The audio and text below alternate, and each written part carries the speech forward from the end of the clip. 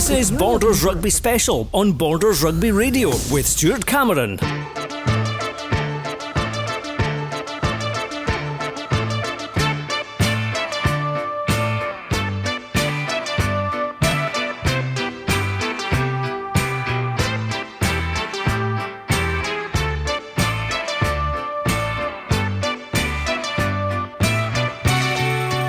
Well, hello and welcome to Netherdale and Gala Shields for Borders Rugby Special on Borders Rugby Radio. I'm Stuart Cameron. The team will be here throughout the next 3 hours to bring you the latest score updates and live commentary from our featured match today between Gala and Aberdeen Grammar in National 1. Now, we've got reporters covering many of our local teams today, including Jed Forest against Glasgow Hawks. That's in the Premiership. We've got Kelso versus GHK, which is covered as well in National 1, and also the National 2 match, which is pretty historic. It's between Boroughmuir and Berwick. But let's turn our attention to last night's Super 6 game between Southern Knights and Heriots at the Green Yards, which ended with a win for Heriots by 31 points to 21.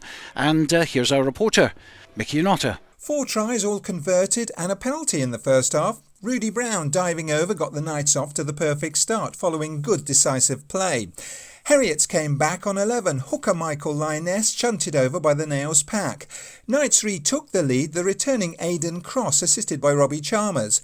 On the half hour, Lyness bagged his second, a typical Hooker's try, a rolling maul. Bruce Houston converted both, likewise David Colvin for Knights. Houston then kicked 3 points with Chalmers giving away the penalty.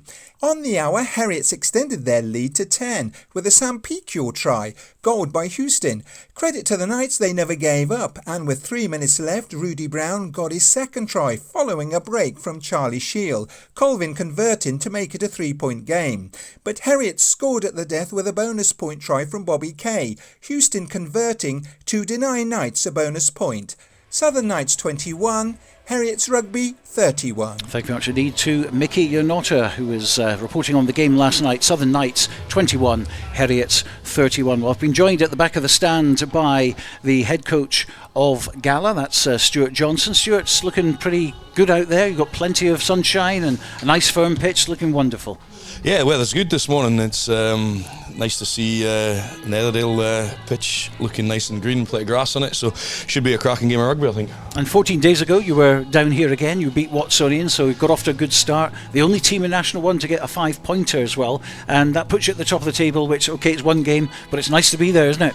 Yeah, it's obviously nice to be there. I think looking at the game before, we weren't expecting potentially a bonus point win. I knew it would be a tough fixture against Watsons. I think it's a bit of a surprise to a few people seeing that result coming in at 32-10, and to be fair, if you look back at it, we left a few points out there as well, so no, it was a pleasing start to the season considering we've not had a warm-up game. And of course it's all about backing that up now. Yeah, exactly, that's all we've been looking at for the last 2 weeks since last week was called off, but no, I say back at home, Aberdeen, tough start to the season at home, away to Kelso. But they're down there warming up now, and they look some big boys, so we're prepared for a physical encounter. What about your own team news then? It's good to see Ewan Dodds back there. Okay, he's on the bench at the moment, but what a guy to bring on for an impact. Yeah, exactly that. Look, the starting 15's pretty settled from that first game of the season, and then you look at the bench, there's actually a lot of experience on there now with Ewan Dodds coming back in there, just getting back from he's actually just had a wee boy and he had a problem with his knee, so it's good to get him back. Stevie Cairns is back on there as well to add some more size and experience. Jack Williamson coming back in, obviously if he finished off the season last season starting at Loosehead, so he's been away for a bit during pre-season. Andrew Mitchell's back now, had a bit of a 2-week holiday the last couple of weeks, so good to get him back in, on the bench. And then young Jack Niven as well, who's obviously just stepped up from the ones, and he looks like he's obviously a really good prospect for us at scrum half. It's always good to see the Gala Wanderers coming through, isn't it? Yeah, exactly that. Obviously Russell Kerr was there on our bench last week. He's dropped back down to the under-18s this week, just with Mitchell coming back in. But yeah, no, we've got a good crop of young Gala guys coming through, which is really good. And I think if you look at our whole squad, there's only 3 guys out with Gala. Now, of course, Craig Dodds is still suspended, so that gives an opportunity to Harris Rutherford to come in, and he played very well against Watsonians, and certainly one to watch in the future.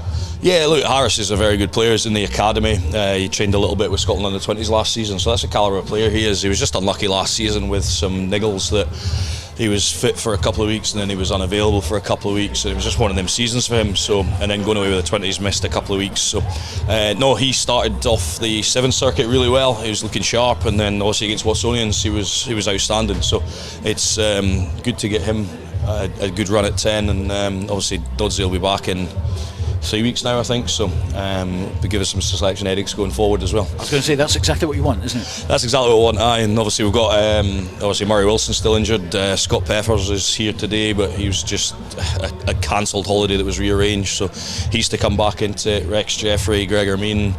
So no, once these guys start coming back fit, it'll be a hard choice trying to put a 20 together, never mind a 15. Absolutely. And just finally, Callum Pate at fullback. Tell us a bit more about him. That's another name that's been coming up recently and has now got his place in the first 15. Yeah, so Callum helped us out with the 7s towards the end of last season, and then just decided he quite enjoyed the environment and he wanted to come back here. So he touched base over the summer, came in.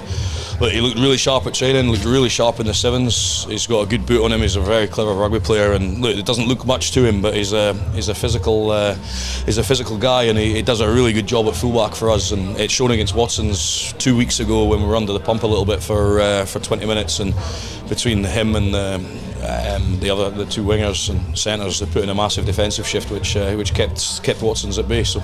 And of course, you've already got that win under your belt. 2 home wins would be fantastic to take you into Dundee next week. Yeah, look, every game is a must win for us if we want to obviously go one better than we did last season. And well, as I said, it'll be a tough game today. Aberdeen coming down from the Premiership, they're a big bunch. The season didn't get off to the best of starts at Kelso, so we're expecting a tough game. But being at home, we'll see where we get on at 5 o'clock. Well, we wish you all the best, and I shall say exactly the same to your opponent over there, who's just going to be joining us in a second, Nat Coe. But thanks so much indeed, anyway, Stuart, and all the best for today. Yeah, thanks, Stuart. Cheers. There we go, Stuart Johnson making his way back to the pitch at Netherdale, where it's very bright out there at the moment, the sun peeking through. And joining us at the back of the stand now is one of the coaches of Aberdeen Grammar, and it's a former player I saw you playing not so long ago. You're still playing now? It's Nat Coe. Yes, no. I've hung up the boots at the end of last season after a couple of concussions and kind of prolonged symptoms. So, getting into the coaching now, I'm really enjoying it. Yeah, that's great to see you. And you were here nice and early as well. It's a long old trip from Aberdeen to the Borders, but I guess you'd like to get it out of the way whilst the conditions are reasonably good. Absolutely, and I think you get used to it pretty quickly, the travel. Our closest away game this year will be Dundee, which is still an hour and a half down the road for us. But the guys are used to it. They know that if they want to play some rugby in Aberdeen, then the travel is going to be a big part of it. So that shouldn't affect us today. Well, of course, you were back in the Borders a couple of weeks ago. You're playing Kelso. It was a pretty close match. 2014, I think it was. It ended as you came away with a losing bonus point. But what did you take out of that one? We took a lot of confidence out of it. It was a game we should have probably won. We stood off them a little bit early on. I think it was kind of match nerves. First game of the season, didn't really know what we were going to be doing as a team. We've fallen out of the winning habit a little bit after last season. So I think once we get a few wins under our belt, we'll be putting games like that away and out of reach, hopefully earlier on. It was a tough season for Aberdeen, wasn't it, last year? I mean, no one likes being relegated, and you had a sting in the tail at the end. You were getting a couple of wins at the end, but it was kind of too late by that time, and you saved it from a Borders point of view. Of course, Selkirk and Jed Forest finished just above you, so we were obviously happy about that. But from an Aberdeen point of view, after a couple of seasons in the Premiership, it must have been a hard pill to swallow. Yeah, it was, and I think we felt that we probably weren't the worst team in the Prem, probably. It was pretty competitive at the lower end of the table, we felt, and we just didn't get the wins that we kind of needed. We didn't prepare particularly well at the start of last season, and I think there's no substitute for that hard work in the first few months of June and July, and I don't think we got that right, so we were kind of always pushing against that. You want to win as many of your early games as you can to get those wins on the board, and we didn't manage that, so we were always kind of trying to push on to get the wins, and we didn't manage it, so disappointing, but we're looking forward to this season. And it's all about regrouping now, isn't it? It's very difficult to get back up, and of course there's 3 relegation spots as well, so it was a very spicy national one last year, and it's going to be a very spicy one this year. Yeah, we have regrouped a lot. we've got a new development officer, so our kind of youth system and everything is regrouping as well. We have recruited really well kind of from the universities, and we're helping out with their coaching and things like that as well. So we're just trying to make the most of what we have in Aberdeen, but as you say, regroup completely, change the way we coach, change the way we train, and we're pretty confident that some results should follow. And no Tom Appland today, of course. He's one of your big misses today. Absolutely. Tom, I don't think he'll mind me saying this, is getting on a bit now, and he got a bit of a niggle against Kelso, and it's just taken him a wee bit longer to get fit again.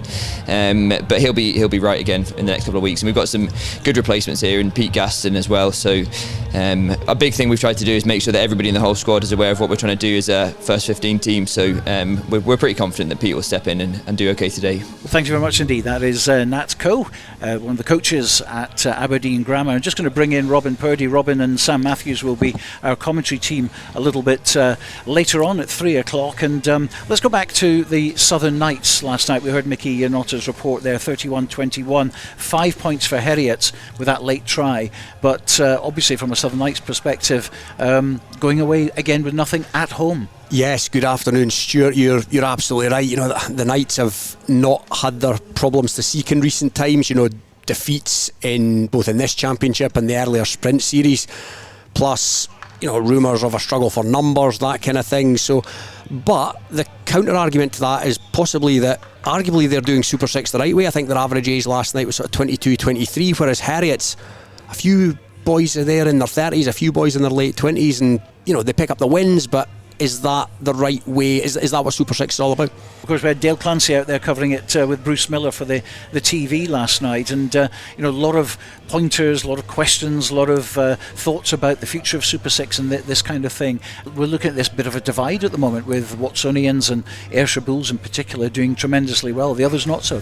Watsonians in particular I've been impressed with, because, you know, there's two other Edinburgh teams in there, whereas Ayrshire Bulls, all credit to them as well, but they've always had a really good sort of pool from which to pick down that neck of the woods. But yeah, as a concept, Super 6, I agree with it, absolutely. As I've said before, you know, you just can't take a guy from Prem 1 and stick him on the bench for Edinburgh, so it looks like it's here to stay.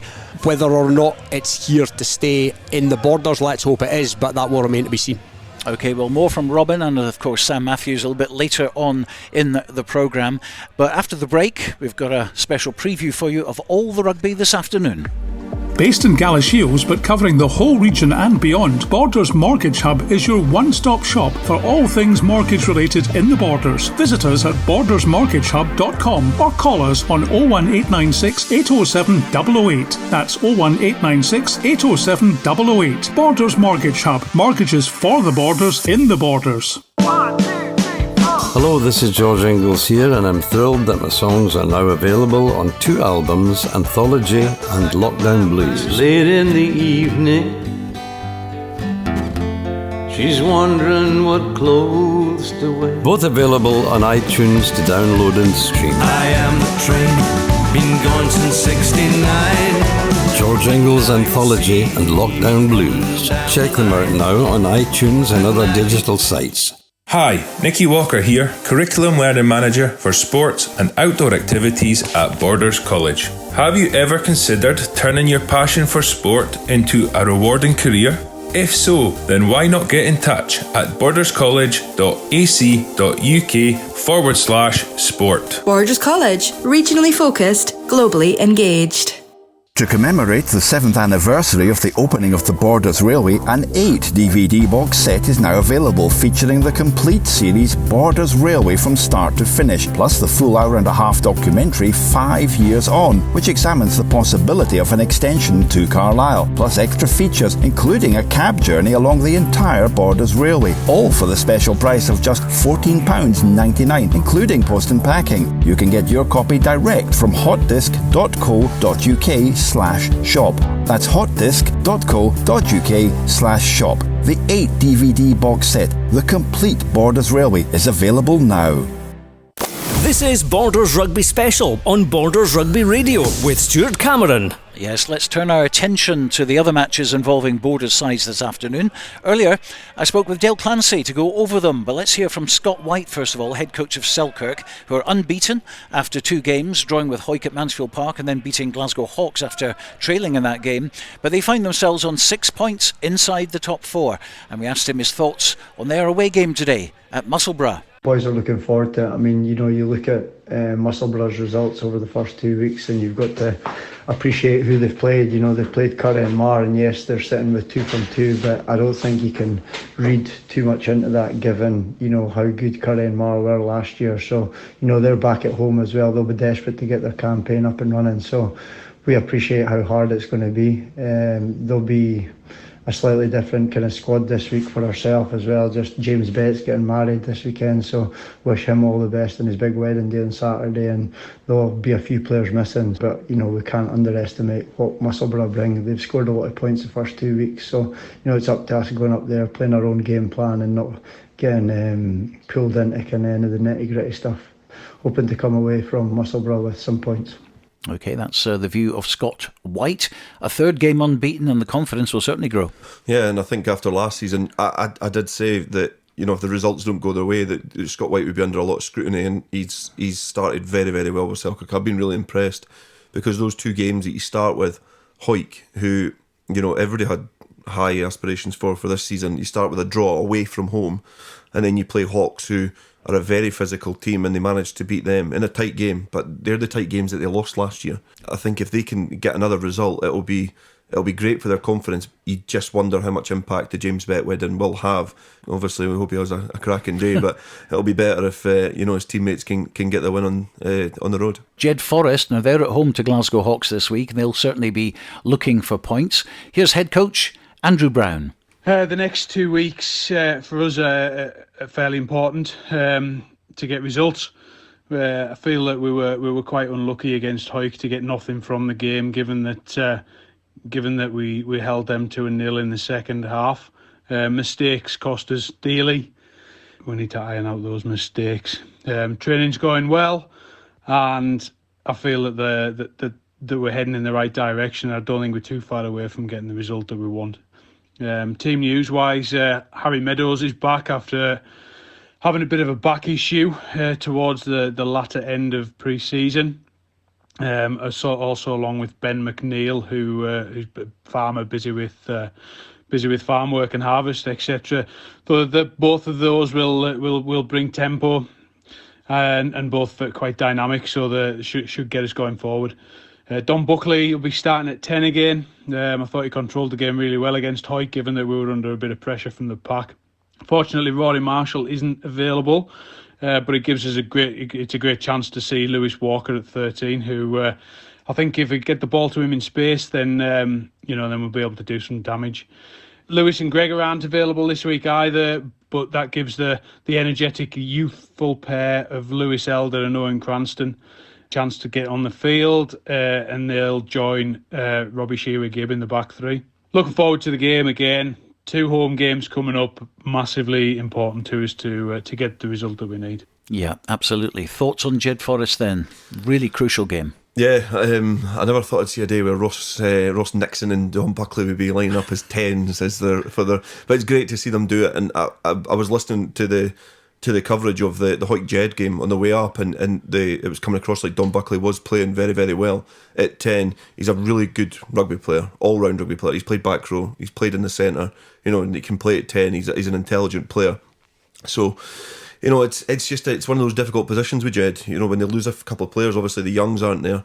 When they lose a couple of players, it does sometimes become quite evident that they do have voids in their squad. But I think they certainly seem to be going on the right track, but in the Premiership, you don't get a lot of time to get on the track. You need to make sure that you pick up those points at home and away from home. You pick up any points you can, because it can become a bit of a dogfight if you leave it too late. But they'll be hoping that they can pick up some points. I think the shift across to 13 as well is an interesting move, because I've been very impressed with him in the 7s.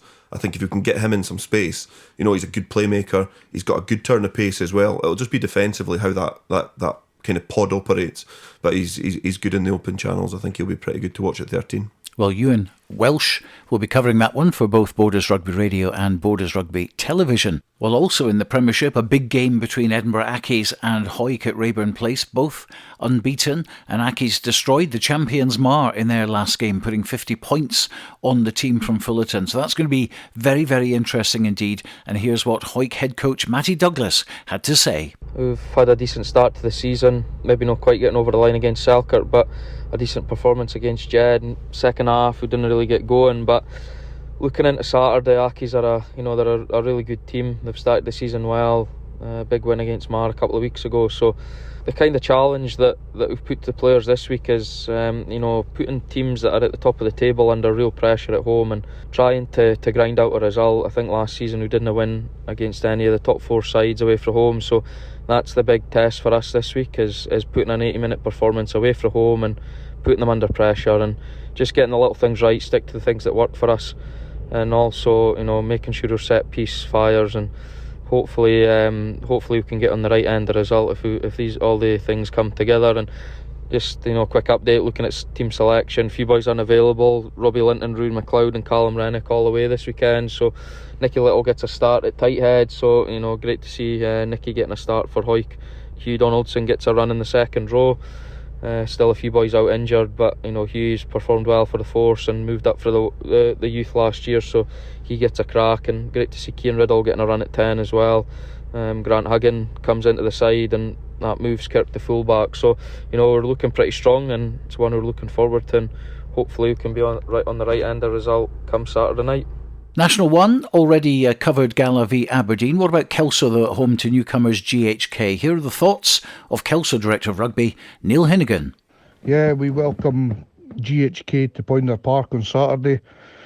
A game we're really looking forward to, and we were expecting a very difficult game. GHK boasts some really good players like Craig Guzman and Tommy Spinks, Grant Anderson, guys like this that have been around the block a fair bit and played at the highest level, really, especially in club rugby, and some played a bit of pro as well. So these teams like GHK that have just came up from National 2 are certainly a force to be reckoned with, and it's one we won't be taking lightly. We think it could go to the wire, so we're going to have to be really up for it and expect an 80-minute performance to get the win.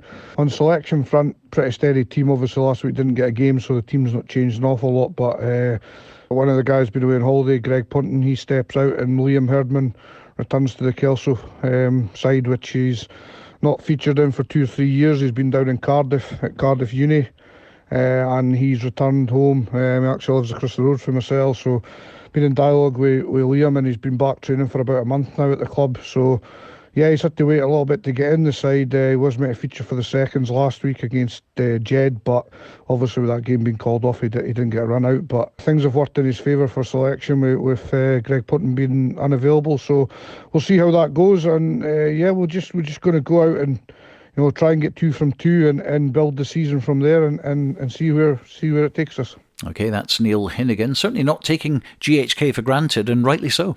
Yeah, they were really good in National 2 the year before. They had a couple of difficult battles against the likes of Peebles, who were in that league at the time, but yeah, they've got a lot of influence from their location, and I think the people involved in that club at GHK, obviously Tommy Spinks is one of the players that you mentioned, Peter Wright is still there. They've got a lot of ex-professional influence in that squad, so they're going to be a force to be reckoned with. But they started with a narrow defeat away to Stumel in their first game, so they'll be wanting to get a victory. Poynter, a difficult place to go for any team, but it's one of those environments. The likes of Peter Wright will he'll be able to have a positive influence on GHK, but Kelso are another team I probably the last couple of seasons I couldn't praise high enough in terms of the way that they play rugby and the way that their club has grown again. So it's going to be a difficult game, but Kelso, very well led, very well guided by their coaching staff and the players. And I don't think, Greg Ponton's a good player, but I think they're a bit different to Jed. I think that they do have players that can rotate and come in, so that hopefully doesn't have too much of an impact on their overall squad. And over 50 boys at training last time out. I mean, that's impressive, isn't it? And you only get that amount if there's a good attitude there. Yeah, you only get that amount if people want to do it, and the people are not forced to go to rugby training and do it, and there's obviously an appetite and a hunger there And they're fortunate as well that they have that pool of players that are wanting to come. But there's a youngster like Aaron Lunn. He's a Duns player. He's playing in the twos, but he's then moved to the town and took a bit of time to come out of his shell to go, look, I want to go and play. I spoke to him. He was an electrician at the college, so I kind of knew of his rugby background.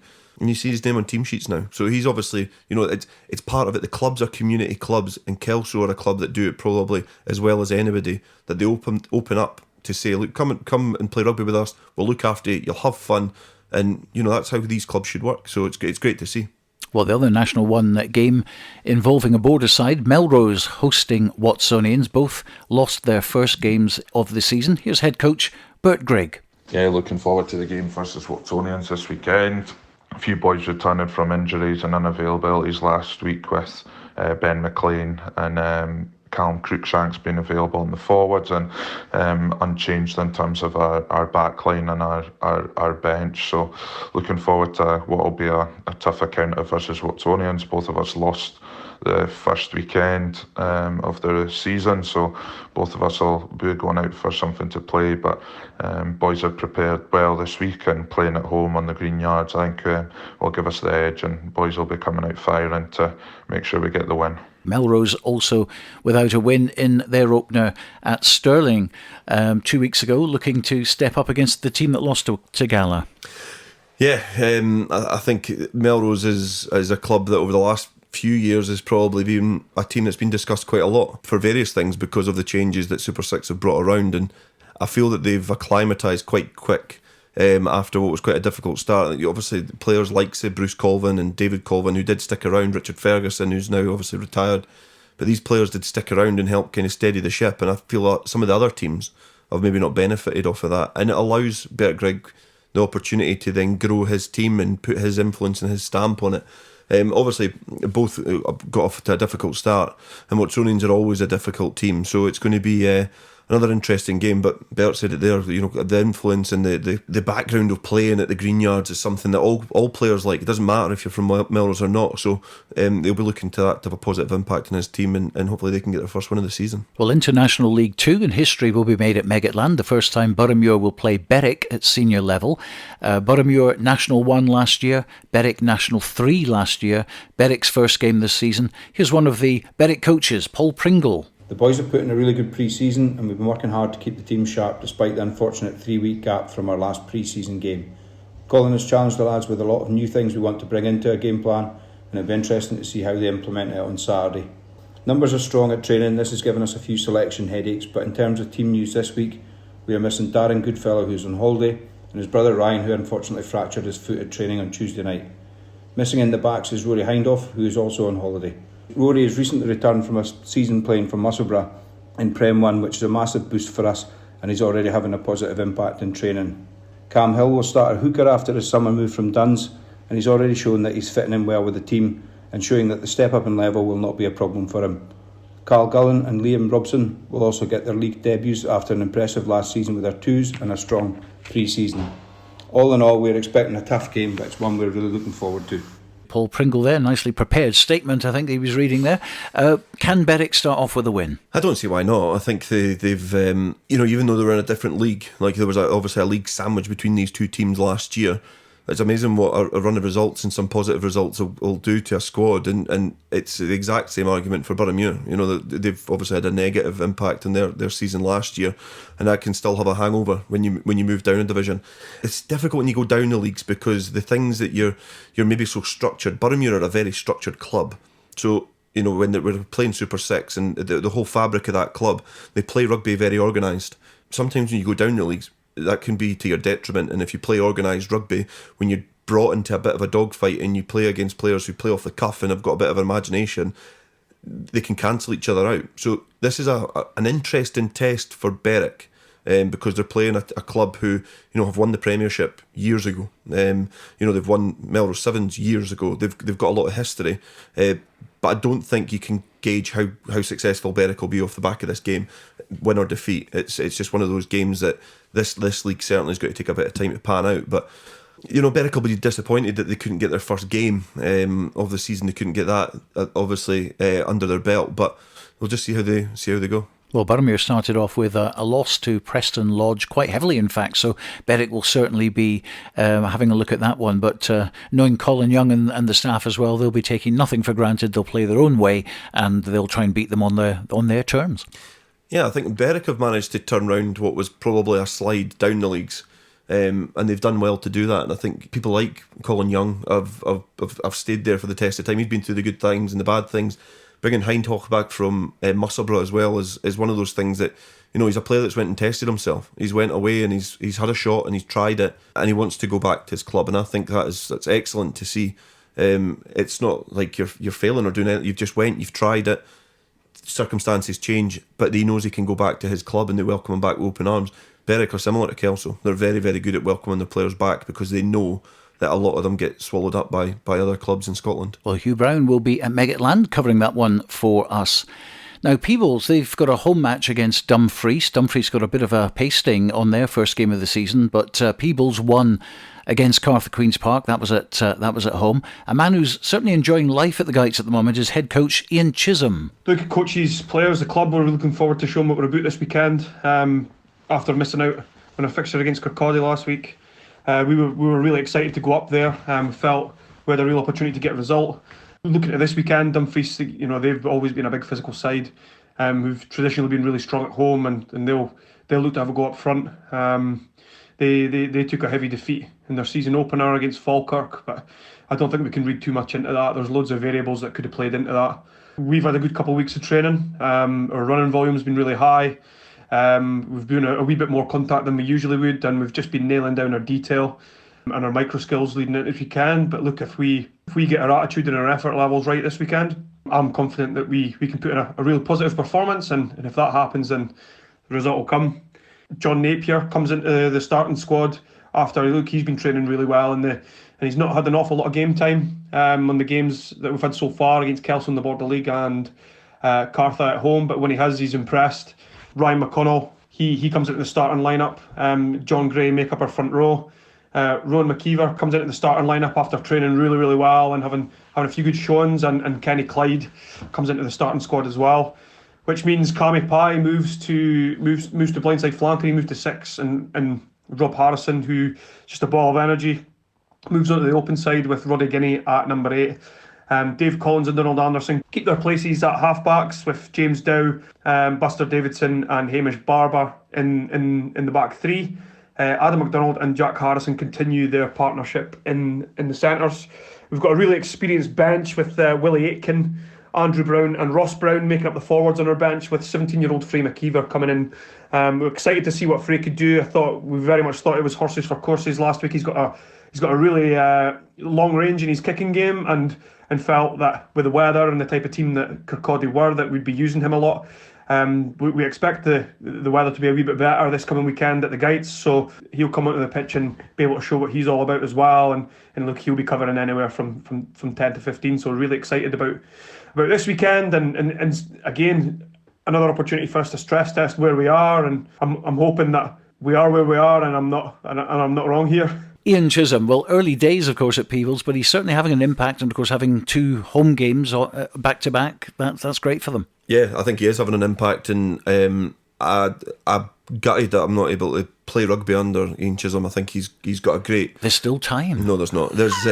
He's got a great way about him, great rugby knowledge.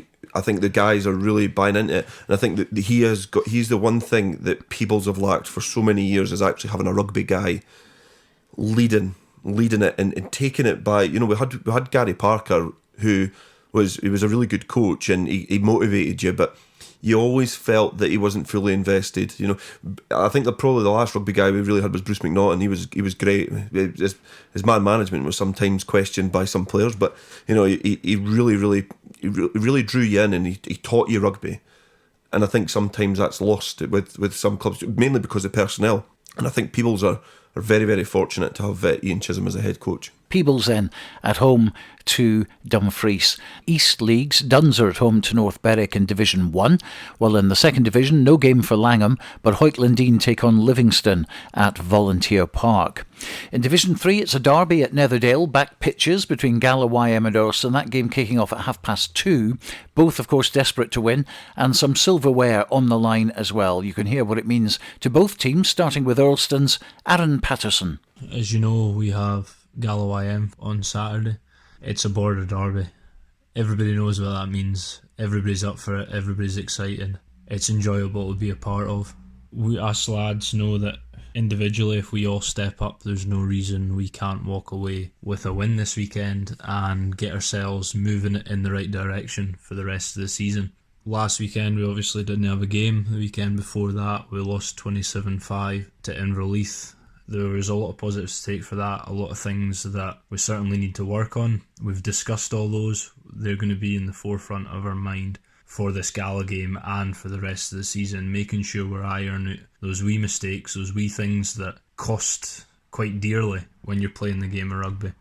However, saying that, as I say, all the lads are up for it. Can't wait to hopefully walk away with the first win of our season and the cup itself. And from a Gala YM perspective, it's head coach Stuart Walker. It was a tough day in our first league game away to Lismore a couple of weeks ago now, and we didn't quite put things together like we'd hoped to. Lismore were strong, and some of our less experienced boys struggled a little bit against that. You know, a couple of weeks to regroup, and training's been going really well. We've got a few boys coming back into the squad on Saturday, which will make a huge difference. You know, playing Eddleston is always going to be a tough game, border derby, and we've been really excited about it. And as I say, preparation's been good, and we're ready for our first home game of the season and looking forward to it. Stuart Walker there, and this one's going to be competitive, and it might well be East League 3, the sort of the lower rung, but you can hear in the voices there, this means a lot to them. Yeah, definitely. It's still a border derby, and you can hear it from both of them, both the guys there, that they've got a lot of pride to play for, and I think that's, adds to the mix. I think every level of rugby, it doesn't matter if it's Premiership or if it's Nat 3 or if it's regional rugby, it's still a game of rugby. These guys are still going out there, there's a lot of pride at stake, there's, they want to enjoy themselves, which is the main thing. And I think even though if you're an elite athlete, you're doing it because you enjoy it, you work because you enjoy it, and if you've got your hobby, you've certainly got to enjoy it. And that's what these players are going out there to do. They want to, have that competitive edge. They want to get their upper hand on their opposite man, but they also want to enjoy it. And sometimes that level of rugby is probably the purest and the best, because they can, as soon as it's finished, beers in the club rooms, there's probably more social in that level of rugby than there is in some of the upper reaches of national rugby. So, everybody's it's certainly got a place everywhere, but it's going to be an interesting game. And, Stuart Walker, who's the Gala YM coach, he's had a lot of experience with Edinburgh Accies. Used to play against them a lot in youth rugby, actually. So now I know the face to the name. It's, he's certainly a good rugby player. So hopefully he brings, another external influence into that level of rugby at Gala YM. OK, and in the final Division 3 game, it's Hoyt Quins. Long-awaited return after a year off. They visit Lismore. And just before the programme, I caught up with Captain Adam Hall. This is obviously the big moment for Hoyt Harlequins, because this is your first match since the return, as far as the league's concerned. Yeah, it's exciting. It's been a lot of hard work to get a team on the pitch, but we're looking forward to Saturday. What's it been like getting the Quins back again? It's been a real lot of hard work. I think a lot of the committee and players have been doing a lot of phoning, knocking on doors, speaking to people to try and get this back up and running again. But we've been quite flexible with players with regards to training and availability, and a lot of guys have came back in the notion that they can play when it suits them, and I think that suits us as well. As long as we're getting 15 players on the pitch on a Saturday, we're quite happy. And this obviously is the first one. It's quite a long season ahead. Are you confident you're going to fulfil everything? I think so. I think, yeah, the first week, unfortunately, we had to call off against Trinity because we had a spate of unavailabilities, a few injuries, people on holiday, work commitments. But I think now we're into the middle of September and people's commitments, there's no golf and things like that. I think we're quite confident that we're going to get a team week in, week out this year. What you were mentioning about the Trinity Accies game and being deducted, of course, that this has happened a lot over the last few years. It's a rule which is controversial because it kind of penalises clubs that are trying their best to get people on the pitch, and sometimes through no fault of their own, they're penalised, and that has another knock-on effect. What's your own thoughts on that? Yeah, I think it's quite disappointing that we've been docked points just for one unfulfillment, but arguably it does kind of set a precedence, and people could pull out if they maybe didn't think they had a good team and so on. But maybe at the lower end of the structure, it's a rule that's definitely worth looking at. Well, we certainly wish you well. It's great for history as well for the club, because a lot of people were looking at the decision, over 12 months ago and thinking, well, we might never see the Quins back again. But luckily, you've bucked the trend, and let's hope that it's the start of a very worthwhile and long campaign for you. Yeah, certainly. Thanks, Stuart. That was Adam Hall from Hawick Quins. We wish them all the best in their first game of the season, the first game that they've played for a long time. Well, on Sunday, a new-look Kelso ladies take to the pitch for the first time in the Caledonian Midland East League, and they begin with a long trip to Dundee to take on the Dundee Valkyries. I hope I've pronounced that right, not really a Wagner fan, me. Earlier, though, I spoke with Captain Donna Borthwick. Pre-season's been good. It's been a normal pre-season. It's been hard going at times. The coaches have run us around a lot. We've had a lot of new people coming along during the time as well. What's the kind of spread compared with last year when you had quite a few numbers? This year we've got 32 players registered. 10 of those players that'll be their first season with us. And this Sunday we've got 8 new players. Last year you were in the National League. You had to withdraw from that after a while, but not before we filmed you actually winning a game quite convincingly and putting a few tries on the board as well, which was very, very encouraging. But as a club, you've decided to drop down to kind of regional rugby, and that must be something which you're going to be targeting to eventually, maybe after a couple of years, get back into the national scene again. Yeah, the reason why we dropped down was basically because we lost a lot of players during COVID, and then we ended up getting a lot of new players in. So we felt like that the new players would benefit better by dropping down, and then eventually in a couple of years' time we do want to go for promotion again. Because you were very competitive, certainly in the games I watched. Yeah, definitely. We were really competitive and we had a lot of good wins and we won a couple titles. So we're hoping to do that again this season. So how far down the road are we now in terms of women's rugby, not just Kelso ladies, but how far down the road are we from, getting a few local derbies? I mean, we hear about Melrose Ladies, Gala Vixens and Hawick have girls coming along as well. We're seeing more and more women and girls who want to take part and play rugby. Where are we in the big picture locally? For Kelso, it's brilliant to see all these new places popping up with women's teams, because that's exactly what we want. We want to have like a Borders derby going on. Well, we're certainly looking forward to coming back to Purdie Park to see you perform on a Sunday in the near future. But of course, you kick off your season this coming Sunday. It's a long old trek down to Dundee to play the Dundee Valkyries.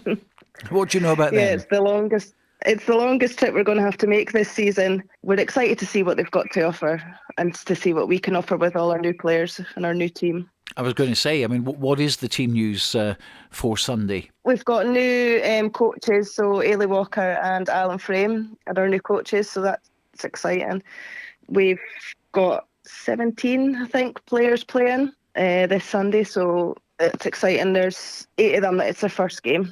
I think the older players, the more experienced players, are looking forward to taking more of a leadership role and helping out the newer players that are coming through, because we're always welcome new players. So it is good to see them along. But it is a long trip for them for their first time out.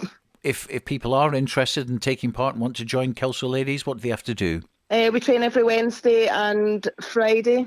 Sometimes the location changes, so it's either Croft Park or down at Purdie Park. But they're best to just follow us on Facebook, Instagram, Twitter. Send us a message. We'll get back to them. We wish you all the best for the season, and obviously on Sunday, that long trip to Dundee, and we'll catch up with you when you're back down in Kelso again. Yeah, our first home game is the first weekend in October. And we'll be there for that one. Donna Borthwick, captain of the Kelso Ladies. Well, finally, just talking of women's rugby, congratulations to all selected for the Scotland Women's World Cup squad, including, of course, Lisa Thompson, Chloe Rowley and Lana Skeldon representing the Borders.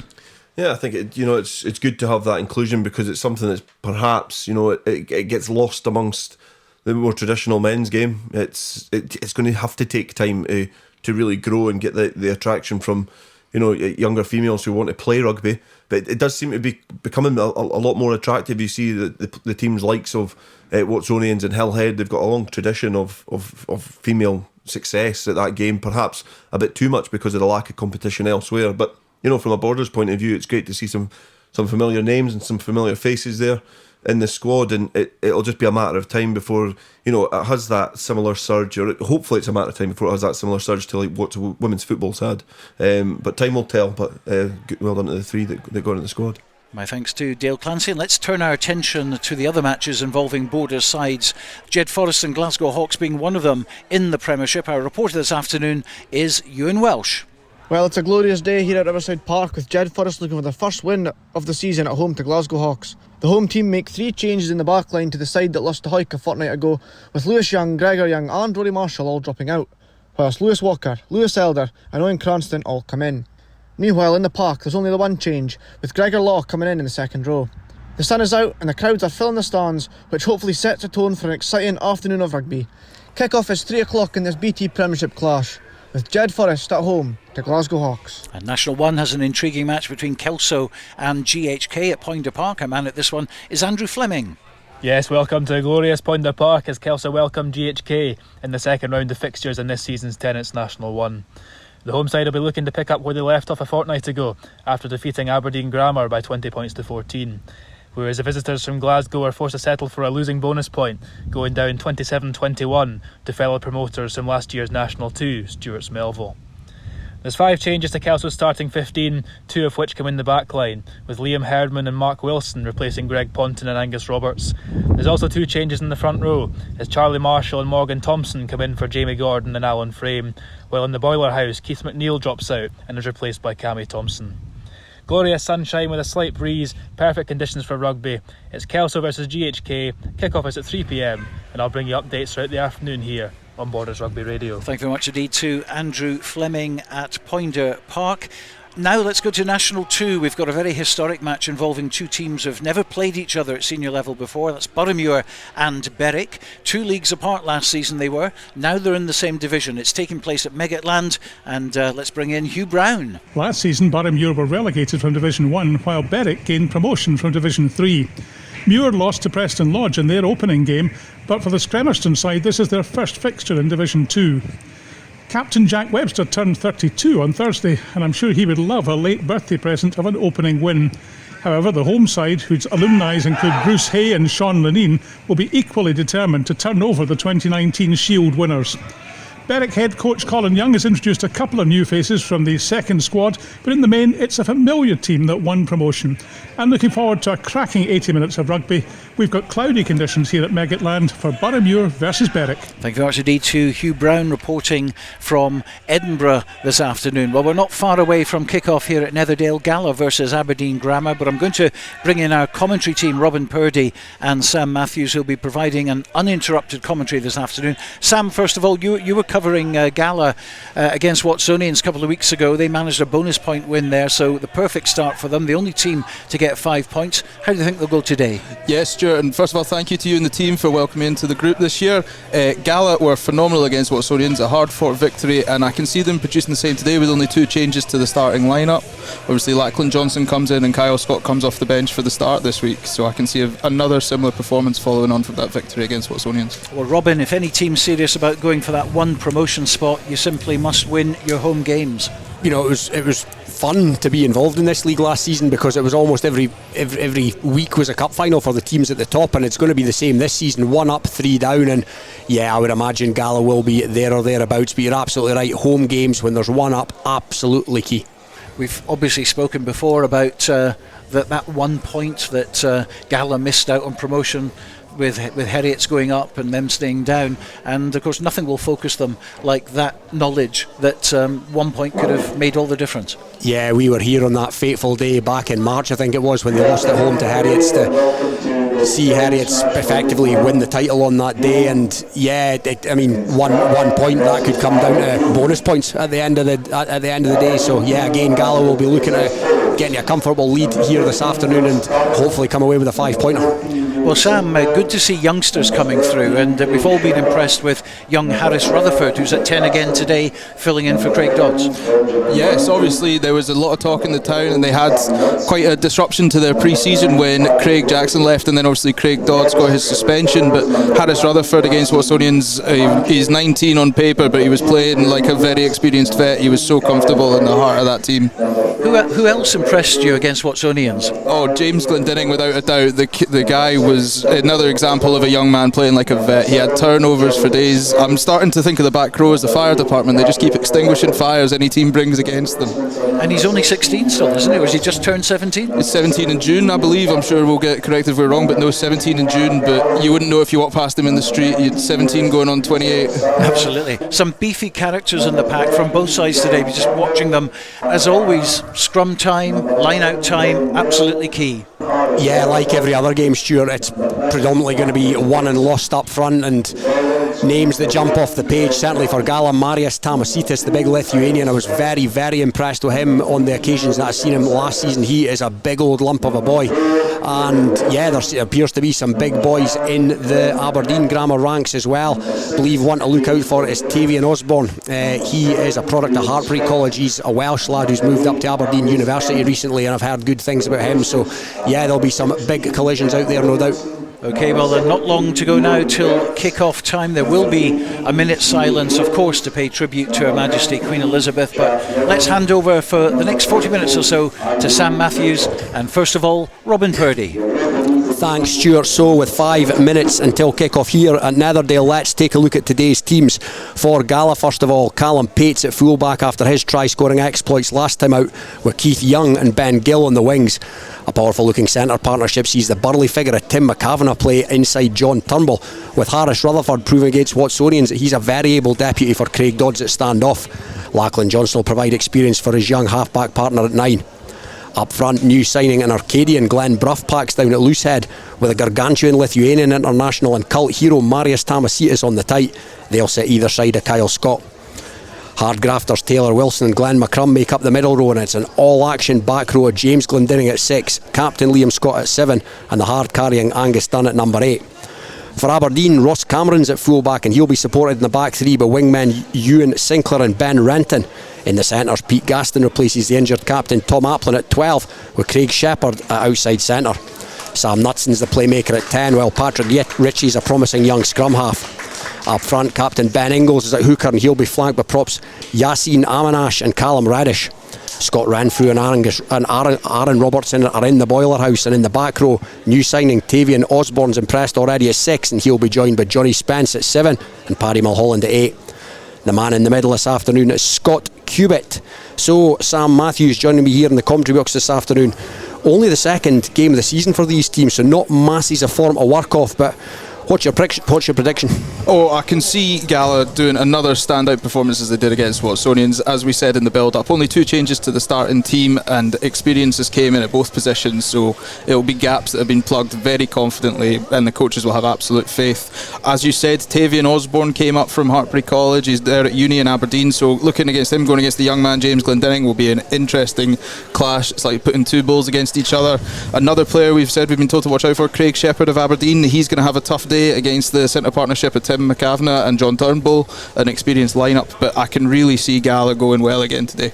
Yeah, Aberdeen, of course, a wee bit of an unknown quantity coming down from the top division, but as Stuart mentioned earlier, prior to kick-off this afternoon, there will be a minute's silence to mark the sad passing of Her Majesty Queen Elizabeth II as the Gala players trot onto the field.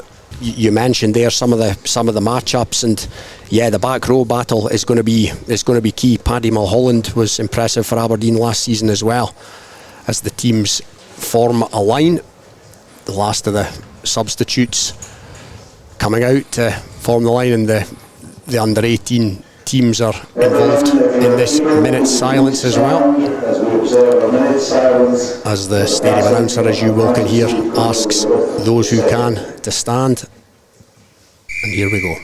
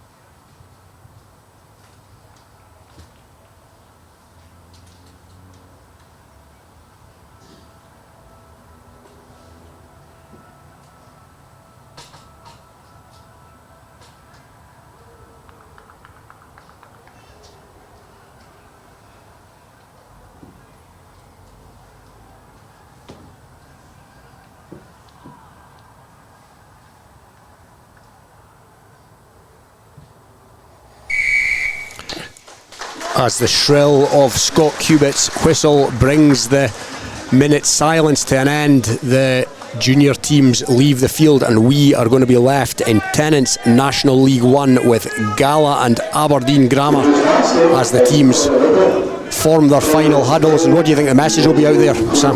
I think Gala's will be the same as 2 weeks ago. Obviously the disruption to the fixtures last week might have, it works two ways. You get to heal some niggles that you normally get from opening day, but at the same time you're trying to get into a rhythm as quick as possible. So Gala will be a case of remember where you were 2 weeks ago, bring that same intensity and come back for there. Aberdeen, as we know, an unknown quantity, suffered a loss against Kelso 2 weeks ago, so they'll be trying to shake that off and get back to winning ways as soon as possible. Yeah, it was a fairly narrow loss down there at Ponder.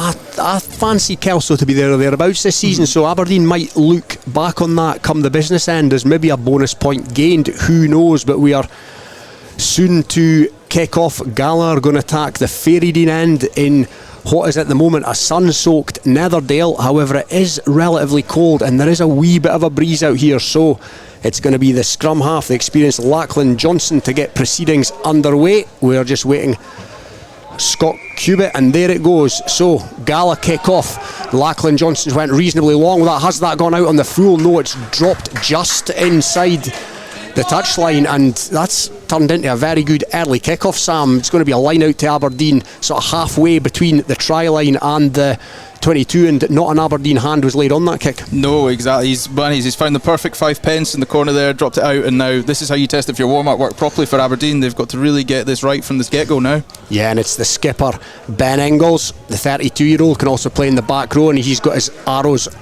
in check there straight away, been cleanly gathered by Aberdeen, and they're going to look to clear their lines.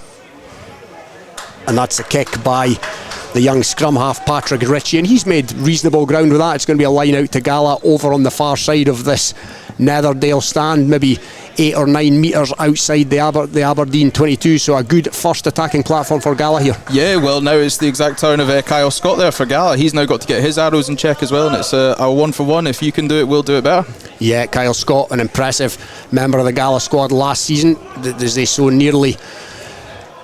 so closely missed out on the title, but it's been gathered in there by Gala, and the line out is inching forward. Liam Scott, the captain it was, and the rolling ball is picking up pace here, and it's now into the 22.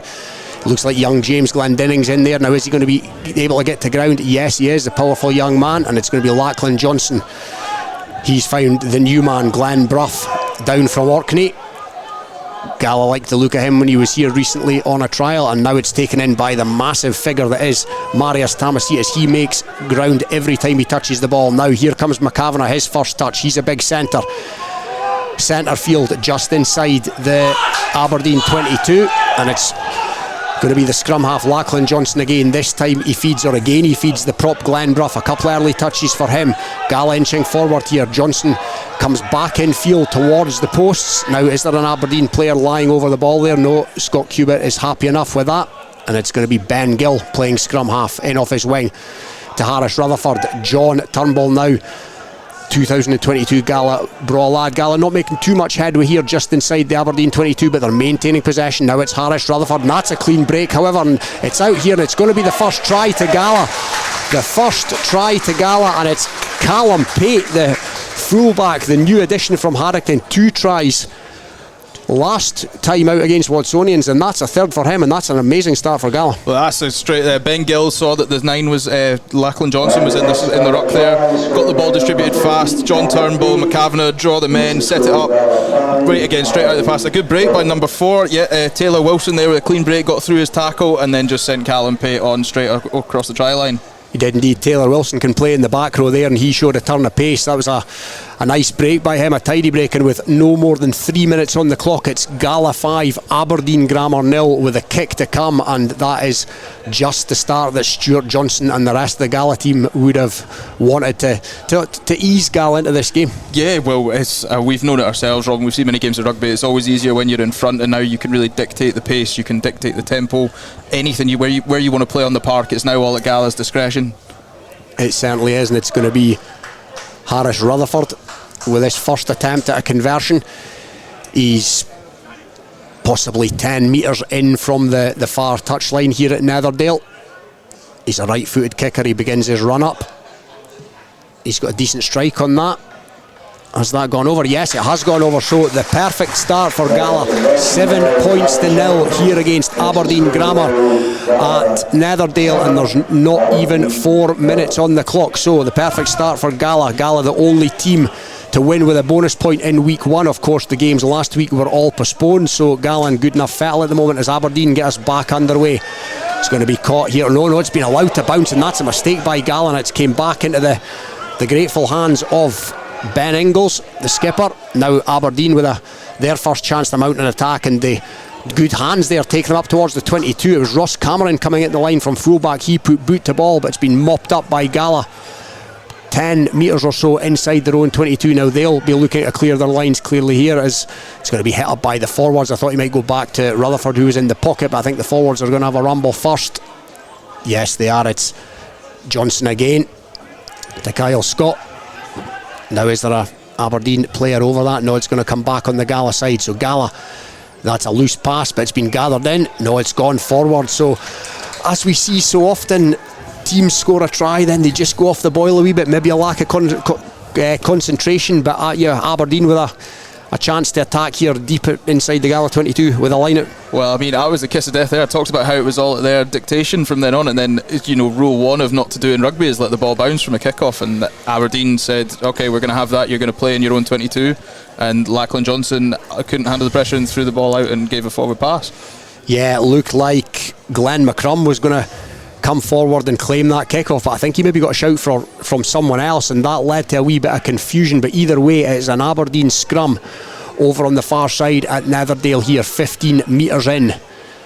Decent enough shunt by Gala, but here come Aberdeen.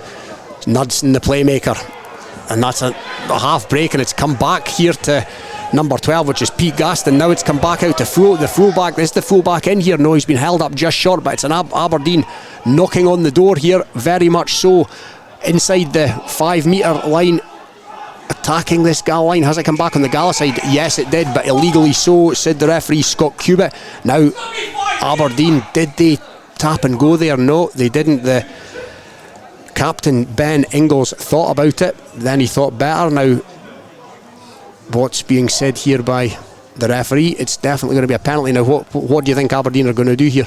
Well, it looked like they tried to go quick, but I think there was players not back up behind the line, and then so I think the referees just said, hold on, we'll just slow it down, get everybody nice and organised. And now I think Aberdeen clearly have gone for the scrum, and they really must fancy their chances with this big forward pack that they've brought down from Aberdeen. Yeah, they're going to back their set piece here.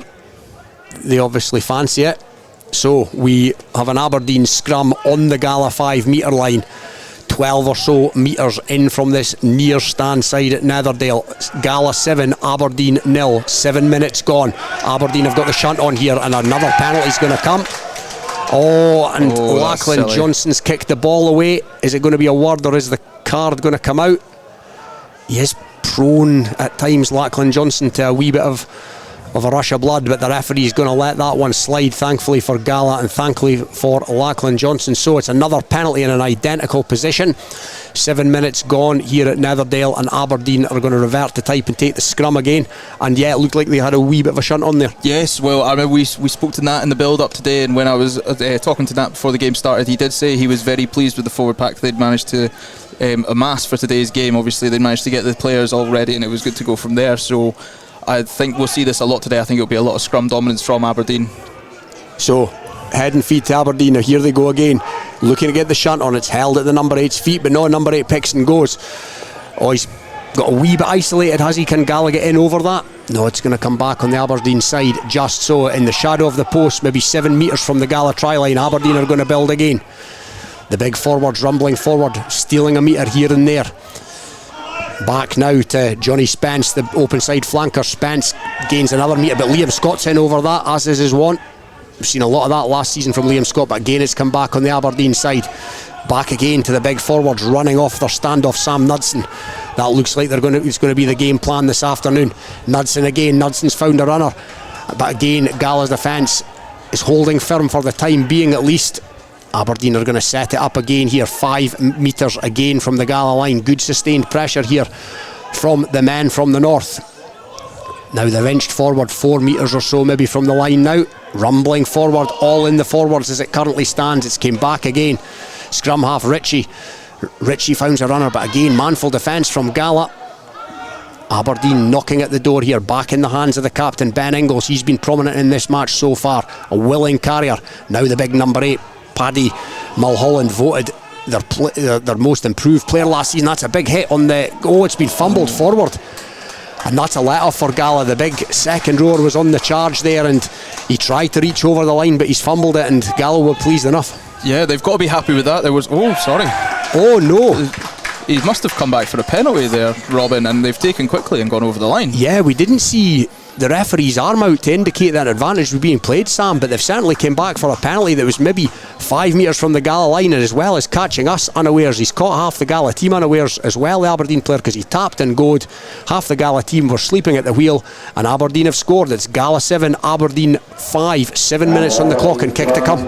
I know, I was just about to compliment Gala for their heads up play and first up tackles, and then almost as if they knew we were about to say it, Aberdeen, my mistake, they just go quickly and spot the gap and go right over the line. Yeah, like I say, I didn't see the arm come out. I could be mistaken in that, of course. I was closely watching the play. I didn't see Scott Cubitt indicate the advantage was being played, but that is academic, because Sam Knudsen is going to attempt this conversion 17 or so metres in from that far side. Starts his run up, strikes it. And he's hit the post. So it remains 7 points to 5. 10 minutes gone here at Netherdale, and it's been an all-action start. It has, and it's clear that Gala are going to try and move the ball today, and Aberdeen have come and gone, we're going to go over your line. If we have to carry you on our backs while we do it, then so be it. So this is going to be a really good 80 minutes for us today, Robin, I think. Yeah, they've got a couple of big lumps in the forward pack to Aberdeen. Aaron Robertson is he's 34 years of age, but he's all of 20 stone and 6'3", so he's a big old beast. Gala have gone long with a kick-off again. Gives Aberdeen a chance to catch in the 22 and clear the lines, which they've done reasonably well. So it's going to be another Gala line out. Kyle Scott to throw in inside the Aberdeen half, maybe 6 or 7 metres on the far side here at Netherdale. So James Glendinning, actually Glendinning is a hooker to trade. He's playing number 6 here today. The youngster, 17 years of age, and he only turned 17 in June, so that says a lot about his stature and abilities playing men's rugby at a reasonable level, but he's missed there with the arrows, and that's come back at the hands of Aberdeen. It's the big number 8, Mulholland. He's clattered hard, but he manages to get the ball back. Now Tim McCavern's in there guddling for it, but it's came back on the Aberdeen side. Now they rumble forward into the Gala half. They're over the Gala 10 metre line, and that's another penalty conceded by Gala.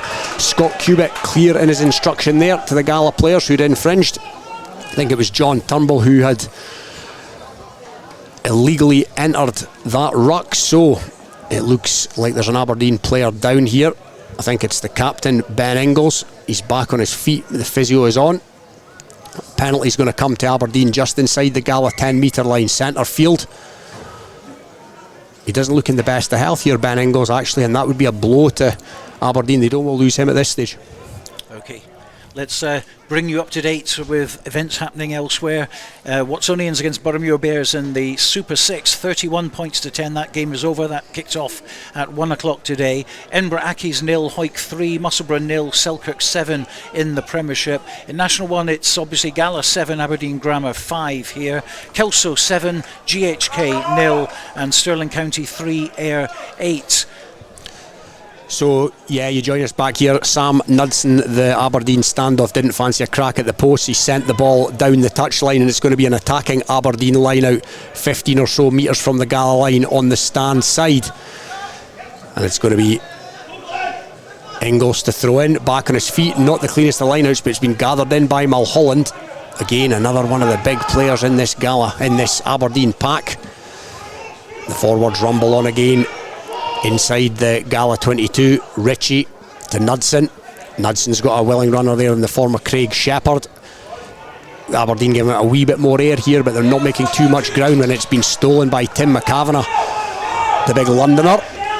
So Gala with a chance to clean their lines. It comes back to Rutherford. Rutherford sends it down the paddock. Now, has he made touch? Yes, he has, and he's made a good touch. That's a great clearance, Sam. That is a phenomenal kick from Harris there.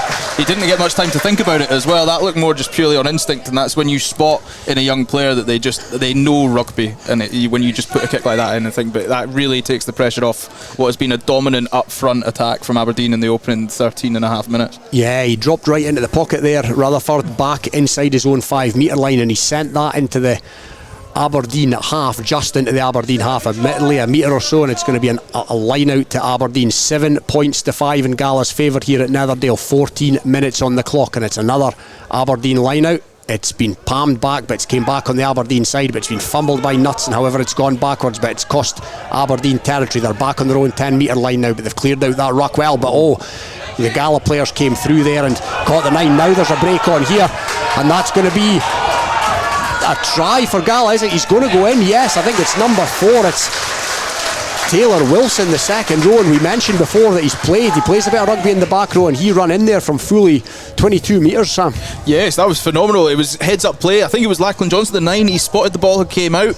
The rest of the Aberdeen team was napping. Lachlan Johnson hit him first, got the ball out left. All the Aberdeen players had gone round to their left respectively to make the next phase, and it was number 2, was it not? Yeah, it was Kyle Scott had the heads up play to spot Wilson, sent him on his way, and over the whitewash he goes. Yeah, he's run that in from a reasonable distance. Has Taylor Wilson, the youngster from Dunbar. He's a member of the Fosrock Academy, and he showed his pace there and no lack of ability. So it's Gala 12, Aberdeen 5, 15 minutes on the clock here at Netherdale, with a tricky conversion to come for Harris Rutherford. 3 metres or so in from that far touchline on the what used to be called the right side for a right-footed kicker. I don't know if there's much of a bearing in this day and age. There is a bit of a breeze here that almost is swirling, I'd suggest, rather than being with him or against him. But it's going to be Rutherford that begins his run up.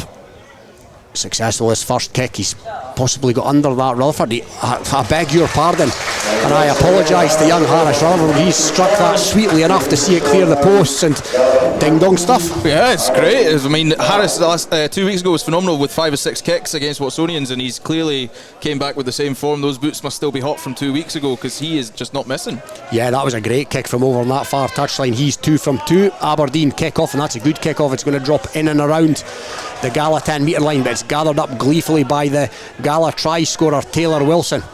Now it looks like Johnson's going to put this in the box, and that's exactly what it does. The big number 8, Paddy Mulholland, is underneath it. Now, is he going to fancy a rumble? Yes, he is, and that's a big collision in the midfield. Good tackle, however, by the Gala player. Takes play up to the Aberdeen 10 metre line. Now it's the prop Amanash. However, he's fumbled it, and it's been gathered up by Tamasitis. Tamasitis, this big Lithuanian international, so impressive for Gala last season. He loves to truck it up. Another man that likes to truck it up is Kyle Scott, albeit he's tackled there in possession on the Aberdeen 10. Now it's been knocked forward, but they're going to come back for a previous knock on by Aberdeen, and we'll catch our breath, Sam. Yes, it's a high start. They clearly learned their lesson from letting the first ball drop, didn't they? And that's what Taylor Wilson said, that we're not having that happen again. We're getting back down in their half. And now, like you said, let's catch our breath. 2 knock-ons, scrum down Gala ball. Yeah, commanding take that was by Taylor Wilson after the first kick-off had gone awry for Gala. The first kick-off they received, which ultimately led to a sustained period of Aberdeen pressure, which led to their first 5-pointer of the afternoon. Aaron Robertson, this big old second rower for Aberdeen, is getting some running repairs. It's going to be a scrum to Gala just outside the Aberdeen 10 metre line, 10 or so metres in from this stand side here at Netherdale. It's going to be Lachlan Johnson to feed the scrum. Aberdeen maybe had a wee bit of scrum dominance in that first 10 minutes, but Gala have held firm there, and it's going to be Johnson feeds it to Ben Gill to Rutherford had Turnbull. Rutherford found Turnbull but has that gone forward by Turnbull seeking out his wingman? Yes, it did, and maybe a chance goes a banging there. It was a move they used against Watsonians 2 weeks ago. I remember watching Ben Gill come in off his wing, and I think John Turnbull was unlucky. I think it sort of fell out the bottom of his hand as he was releasing it there, because it just seemed to have no power on it in response to how fast he threw his arms using that pass. So I just think, you said maybe not a direct try scoring opportunity gone begging, but definitely a chance to move themselves further up the field has just gone missing there. Yeah, it was a good set. It was a good set play right off the training ground, and they looked like they were doing that at pace and that they might go somewhere with that, Gala, but alas, Turnbull has spilled the pass forward and it's now going to be an Aberdeen scrum. Gala 14, Aberdeen 5, 18 minutes gone here, and it's a scrum. Aberdeen is going to come back to Mulholland. Now Mulholland's with a loose pass. Has that gone forward? Some in the stand think it did exactly that. Oh, and that's good work by Tim McCavanagh. He's as strong as an ox and he took that like sweeties from a bairn by his man there. Now it's the rumbustious number 8, Angus Dunn, but he's gone into touch with a carry. And yeah, I always think every time I see Tim McCavanagh, he's a strong performer. He's a big old lad in the centre. He is. I don't know if the ball's wet. It's been sunny all day here, but that's 2 loose passes, almost one after the other there. And then, like you said, Tim McCavanagh, he's always an eyes up player, isn't he? He sees the guy holding the ball in one hand, he's going to have a swipe at it and got his rewards. Yeah, Tim McCavanagh, he plays in the centre, but he could do a job in the back row as well, given the size of him.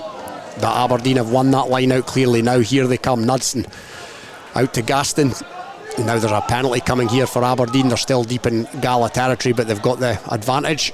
Referee's going to bring them back. Offside. Cheap penalty to give away by Gala, that. So it's going to be Aberdeen's chance to put this down the touchline, one would assume, just inside the Gala half, a metre or so. You'd imagine Knudsen will send this into Gala territory. How deep will remain to be seen. Offside there, Gala. So the penalty's starting to mount up as well. The penalty's starting to mount up. It's the same as we've said right from the very go. They're playing at such a frantic pace. I think one of the team's 10s, either Knudsen or Rutherford, really needs to just set the bar and just say, look, we're happy. Aberdeen, probably more likely Gala and Aberdeen, obviously with the 9-point lead, but one of the teams needs to really just cement some possession in this game right now, as it would be my advice as a coach looking on. Yeah, a very decent nudge there by Sam Knudsen from the penalty. He sent that from the centre field halfway line into the Gala 22. So again, it's going to be the skipper Ben Ingalls to try and find his man at the line out and give Aberdeen a platform from which to build. 14 points to 5 here in Gala's favour. 20 minutes gone in the first half, this Tennent's National League 1 encounter, and it's Aberdeen here trying to rumble forward, having taken it cleanly from the line out. Now the player breaks them all. Now has he been isolated there, the Aberdeen player? It's their open side flanker Johnny Spence. He's managed to get it back. Now Patrick Ritchie, who will credit with the Aberdeen try, he finds the big runner in the shape of Andrew Robertson. Now it comes out to Craig Shepherd. Craig Shepherd's hit hard, but it's going to be recycled by Aberdeen. Inching forward in the Gala 22. Knudsen again using his big forwards to good effect. Ritchie once again. Knudsen coming more and more into this game now. Is Knudsen going to go all the way here? He sold the dummy and went. He's been held up 5 metres short of the line. It's an offload from Patrick Ritchie. They're knocking at the door once again here, Aberdeen, proving there are going to be no pushers overs here at Netherdale. Inching forward towards that Gala line. Looked like Liam Scott fancied a nibble at that, but he thought better of it. It's came back on the Gala side, and it's on the Aberdeen side rather, and it's Ben Ingalls inching forward. The captain, they're a metre or so short. Pick and go seems to be the order of the day here. Gala will do well to repel this, but it's spilled out actually. It's come out the backs, it's been gathered in. I think that was by Rutherford. Either way, it's in the hands of Tim McCavanagh. Now will they fancy a crack from here? Ben McKing has hacked it down the park and he's after this. So is John Turnbull. Oh, John Turnbull, it nearly came into his grateful hands, but fumble. Did it go forward? No, it's come back on the Gala side. Now Angus Dunn's into the 22 here. Angus Dunn's got a player outside him. Oh, and it's been fumbled. It wasn't the best pass by Dunn. It was fumbled by James Glendinning, this young back row forward. As an Aberdeen substitute enters the fray, but another, chance potentially gone begging there for Gala. Yeah, that's Yusuf Salim just coming on there for Aberdeen. We'll have to see who comes off, but that's a terrible chance for Gala gone missing there. Obviously, Callum Pate with the interception after the loose pass. Ben Gill and John Turnbull will hack it down. Ben Gill gets the turnover in that, I had to call it a 50-50 ruck. There was no real possession when the ball went to ground, and then obviously James Glendinning just couldn't catch it off his bootlaces. Never the easiest thing to try pick up. Yeah, it wasn't the best to pass to Glendinning, but you feel that if he did manage to take it, he was in, or there was a Gala player to his left as well in complete open prairie. So Aberdeen are going to have head and feet at this scrum. 6 metres inside their own 22. Mulholland to Ritchie. Now as Ritchie dropped that, the scrum halves dropped that deep in Gala territory, and That's a big error that could be key. Oh no, it must have rained at some point when you and me missed it, Robin, because there's so many balls going to ground here. But like you said, there'll be a scrum from Gala now. It'll be a real chance to make up for that lost, what you would say was a clear try scoring opportunity there. Pardon my words, people. Sorry. But you have to think there's going to be nobody harsher on themselves than James Glendinning for dropping that ball in the previous run of play there. Yeah, but Gala are going to get another opportunity here, so it's them with the scrum on the 15-metre line, halfway, you'd say, between their 22 and the Aberdeen try line. Great attacking position from which to try and conjure something. Johnson to the wrecking ball, McCavanagh's tackled well, however, in the midfield. It's going to come back on the Gala side. Doesn't often lose the ball, McCavanagh. Now it's with Glenn McCrum. He only knows one way, and that's a good... Oh, it's been ripped. Sort of the almost slingshot back by Aberdeen, and it's come back to John Turnbull. It's Craig Shepherd in there with a good defensive work, but here comes Tamasitis. This massive prop trucks it up. Gala back now into the 22. It's Rutherford looking for his runners. Back inside it came to Callum Pate. Pate set it up here. Here comes the hooker, Kyle Scott, over on that far side, but Scott's been marched back. Good defence that by Aberdeen. Gala 14, Aberdeen 5, 25 minutes on the clock, and that is a penalty coming Gala's way, and they've tapped and gone. It's Lachlan Johnson who's fallen over his own bootlaces there, but he's managed to get the ball away to his captain Liam Scott. Scott sets it up. There was a kickable penalty there for Gala, but they decided to run it, and it's been stolen again by Aberdeen, and that potentially is 3 points gone begging, but that's easy for us to say. Sat up here, it's the prop Yassine Amanash with a defensive duties, but it's came back. It's been kicked by Aberdeen, but they've not made touch, and it's Keith Young, the Gala winger, one of his first touches of this game. He scored in that game a fortnight ago against Watsonians, and the period of play has just been brought to a close by a knock-on by Aberdeen, and again, kind of breathless stuff, Sam. Yeah, let's try dissect that. So what happened there? We had a ruck turnover from Liam Scott in a dominant play that gave the ball back to Aberdeen with good rucking.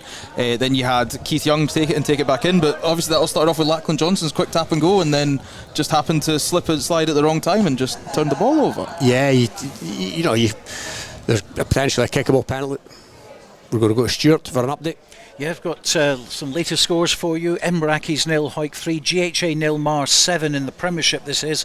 Heriot 7, Curry 0, a try by Craig Robertson, former Gala player of course. Jed Forrester leading 7-3 against Glasgow Hawks. Musselburgh 0, how about this? Selkirk 17 at the moment. That's a good result for Selkirk. Gala 14-5 ahead here obviously. Nothing from Highland Dundee at the moment, but Kelshire in front against GHK 7-0. Melrose 14, Watsonians 0, and Stirling County, they've reached half-time there. Stirling 3, Ayr 8. So you come back to us with an attacking Gala scrum just inside the Aberdeen 22. 7 or so metres in from that far touchline as we see it in the stand here at Netherdale. Johnson feeds. Decent enough scrum by Aberdeen, but here come the Gala backs. Good running there, takes them deep into the Gala 22, the Aberdeen 22, I beg your pardon. It was Callum Pate with the initial thrust. Now it's Glenn McCrum with the donkey work. As Aberdeen are in over that. Now what's the referee going to give here? Looks like it's going to be a penalty to Gala. The arm's not come out as yet, or is it going to be a scrum? Give us a signal please, Mr. Cubitt. No, it's going to be a penalty to Gala by the looks of things, Sam, and you'd imagine they'll take the 3 points here in the shadow of the Aberdeen posts. I think you have to just really start getting that score. Oh. Curse of the commentator as they take a scrum. So yeah, Gala are here to play some rugby this afternoon. Yeah, apparently so. They've obviously seen that they can have the success. Obviously they sit at the top of the league, so they must be really looking at that points deficit to make sure they stay there. Yeah, so it's going to be an attacking Gala scrum. 7-8 metres from the Aberdeen line, just to the kind of left of the posts, almost split the park here with the backs, some one side, others on the other. So it's been fed by Johnson. It's done with the pickup, done straight out to John Turnbull. John Turnbull pumps the legs towards that Aberdeen line. It's going to be Johnson again. Johnson had Pate on the run, but it's going to come back to the big second rower, Glenn McCrum. McCrum's held up. Gala will need to recycle this. Has it been pinched by Aberdeen? It's a good counter ruck by Aberdeen, but the penalty, the arm comes out by Scott Cubitt, the referee, for a penalty, and I'll ask you again, what will Gala do here once again in the shadow of the Aberdeen post? You have no idea, because Harris Rutherford's kicking successfully, so you can't think it's a confidence thing from the kicker, but they must really want the points. But I really loved how they set up that scrum there. Callum Pate acted as a... Alright, Callum Pate, sorry, I thought we were going live to Stuart Cameron there. Callum Pate acted as a hinge player behind the scrum. He stood it there and he waited for Angus Dunn in the back row to decide where they wanted to go. Lachlan Johnson and Angus Dunn clearly have communication, and it really forced Ross Cameron, the fullback of Aberdeen, to not be able to set himself up and communicate with his team, because he had to think, well, I could be going either side of the scrum to make a defensive tackle here, and that really put Aberdeen on the back foot from that scrum. And now they're obviously trying to plan the same thing again. Yeah, it's going to be a nigh on identical situation here. Another Gala scrum, this time probably 6 metres from the Aberdeen line. They've split the back division once again. The fullback Callum Pate is right behind the scrum. What way he decides to go could be crucial in this move, but it's the scrum half Lachlan Johnson to feed here. Again, it's given by Dunn, but the pass has gone to ground. It comes to Pate. Now it's Harris Rutherford, Rutherford's dummied and gone, and Rutherford's gone over there, and that is a first class try by the youngster. That was phenomenal, and it's like we said just before that scrum there, first time Callum went right, it took the whole defence with him. This time Callum stepped right and went left, offloaded to Harris Rutherford. Harris had Keith Young outside him, so the dummy Aberdeen winger, I believe it was Ewan Sinclair, unfortunately for him, went for a hot dog, and Harris Rutherford went straight over the try line. Yeah, somebody was indeed very much sent for a hot dog by that beautiful dummy by Harris Rutherford, and that's a try to add to his 2 conversions so far, so that will take the score to Gala 19, Aberdeen 5 as we approach the half hour mark with the kick to come. He's 2 from 2 so far, Harris Rutherford, as he's attempts to convert his own good work on that occasion. He's just outside the 22, 6 or so metres in from the far touchline, and yeah, Gala now in the ascendancy. Yeah, and lucky for Harris Rutherford, all 3 of his kicks at the posts, they probably get a good sized picnic blanket over where they've all been. He's got his sights set for this kick as well. Yeah, he's had a couple of sighters so far for this one, and he struck the first 2 perfectly well. So what can he do with this third attempt? His own try, of course, begins his run up. Harris Rutherford, he looks like he's got under that one. It drifts towards the post, but it comes up just short, so it remains Gala 19, Aberdeen Grammar 5 after half an hour here at Netherdale in the Tennent's National League 1. The substitute that came on, as you said, was Yusuf Salim. It's actually his debut for Aberdeen. He's 22, back rower from Italy. He has come to Aberdeen to study. So his first taste of rugby in Scotland as Aberdeen get us back underway, and it's McCrum that's at that one, but again it's been allowed to bounce by Gala, and it's came back into the hands of Yassine Amanash, the Aberdeen prop, and it's going to be Aberdeen with another chance to launch something here in the Gala half from reasonably clumsy work by the Maroons. Ritchie is going to look for his forwards. No, the referee's pinged something for... No, it's going to be an injury actually. It's Ben Ingalls again, the skipper. No, I beg your pardon. No, it's Yassine Amanash, the prop. And we're going back to Stuart for some updates. Okay, we've got action at Poynter Park. Let's go to Andrew Fleming. 25 minutes on the clock at Poynter Park, and we're all square. Kelso came flying at the chaps with a converted try from fullback Liam Herdman inside the opening 2 minutes, but GHK responded with an Angus North try. Kelso 7, GHK 7. Other latest scores at the moment we have for you in the Premiership: Edinburgh Accies 7, Hawick 3, GHA 0, Mar 7, Heriot 7, Curry 0, Jed Forest 7, Glasgow Hawks 3, Musselburgh 3 now. They're on the board, Selkirk 17. Gala here, of course, 19 points to 5 up against Aberdeen. Highland 12, Dundee 0, Kelso 7, GHK 7, as we've just heard from Andrew Fleming. Melrose 14, Watsonians 0, and Stirling 3, Ayr 8 is a half-time score. As you come back to us here, it is a scrum to Aberdeen. Yassine Amanash, the Aberdeen prop, is fine and well. So scrum to Aberdeen, 6 or 7 metres outside the Gala 22. That looks like a knock on at the back of the scrum. It's been picked up by James Glendinning. Now James Glendinnings's on the rampage here. He's gone out the stand side and he's found his mat. Oh no, it's gone to ground, but it's been mopped up by the captain.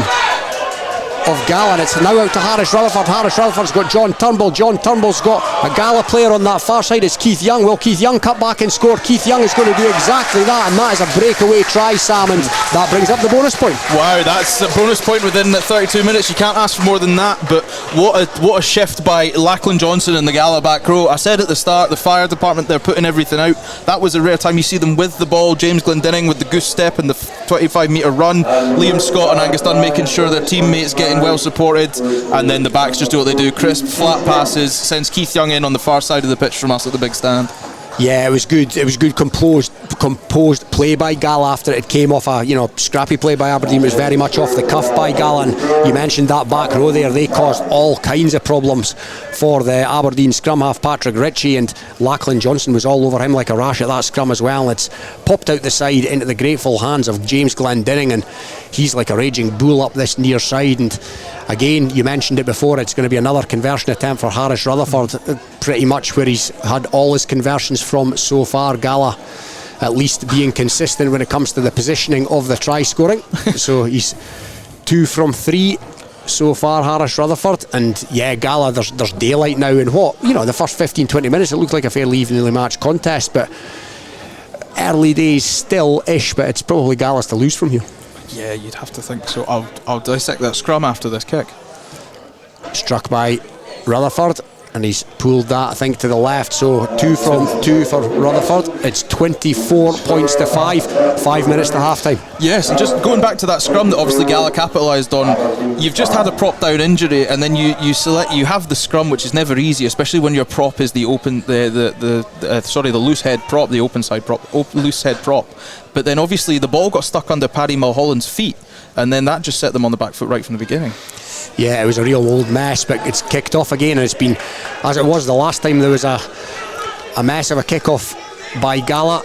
Taylor Wilson has taken control, and he's taken that one in clearly, and now it's the Gala hooker Kyle Scott, but Kyle Scott's been driven back by solid Aberdeen defence. Johnson's found Rutherford. Gala looking to run it at every opportunity here as the centre John Turnbull takes it into the contact. Aberdeen players are over. That's surely going to be a penalty. No, it's been well mopped up by the hard working Glenn McCrum. Never far from the action is Glenn McCrum, and he's going to set that up, and he's gained a penalty, Glenn McCrum. So Gala are going to get a chance to exit their own half cheaply, you might say, from Aberdeen. Penalties starting to rack up against them, and Scott Cubitt has been, he's been impressive so far. There's not been a decision that's been contentious. No, Scott Cubitt's having a wonderful game in the referee, and it's always a tough side because there's eventually someone thinks you didn't do well, but Scott Cubitt has been phenomenal. There's a real credit to Scottish referees today.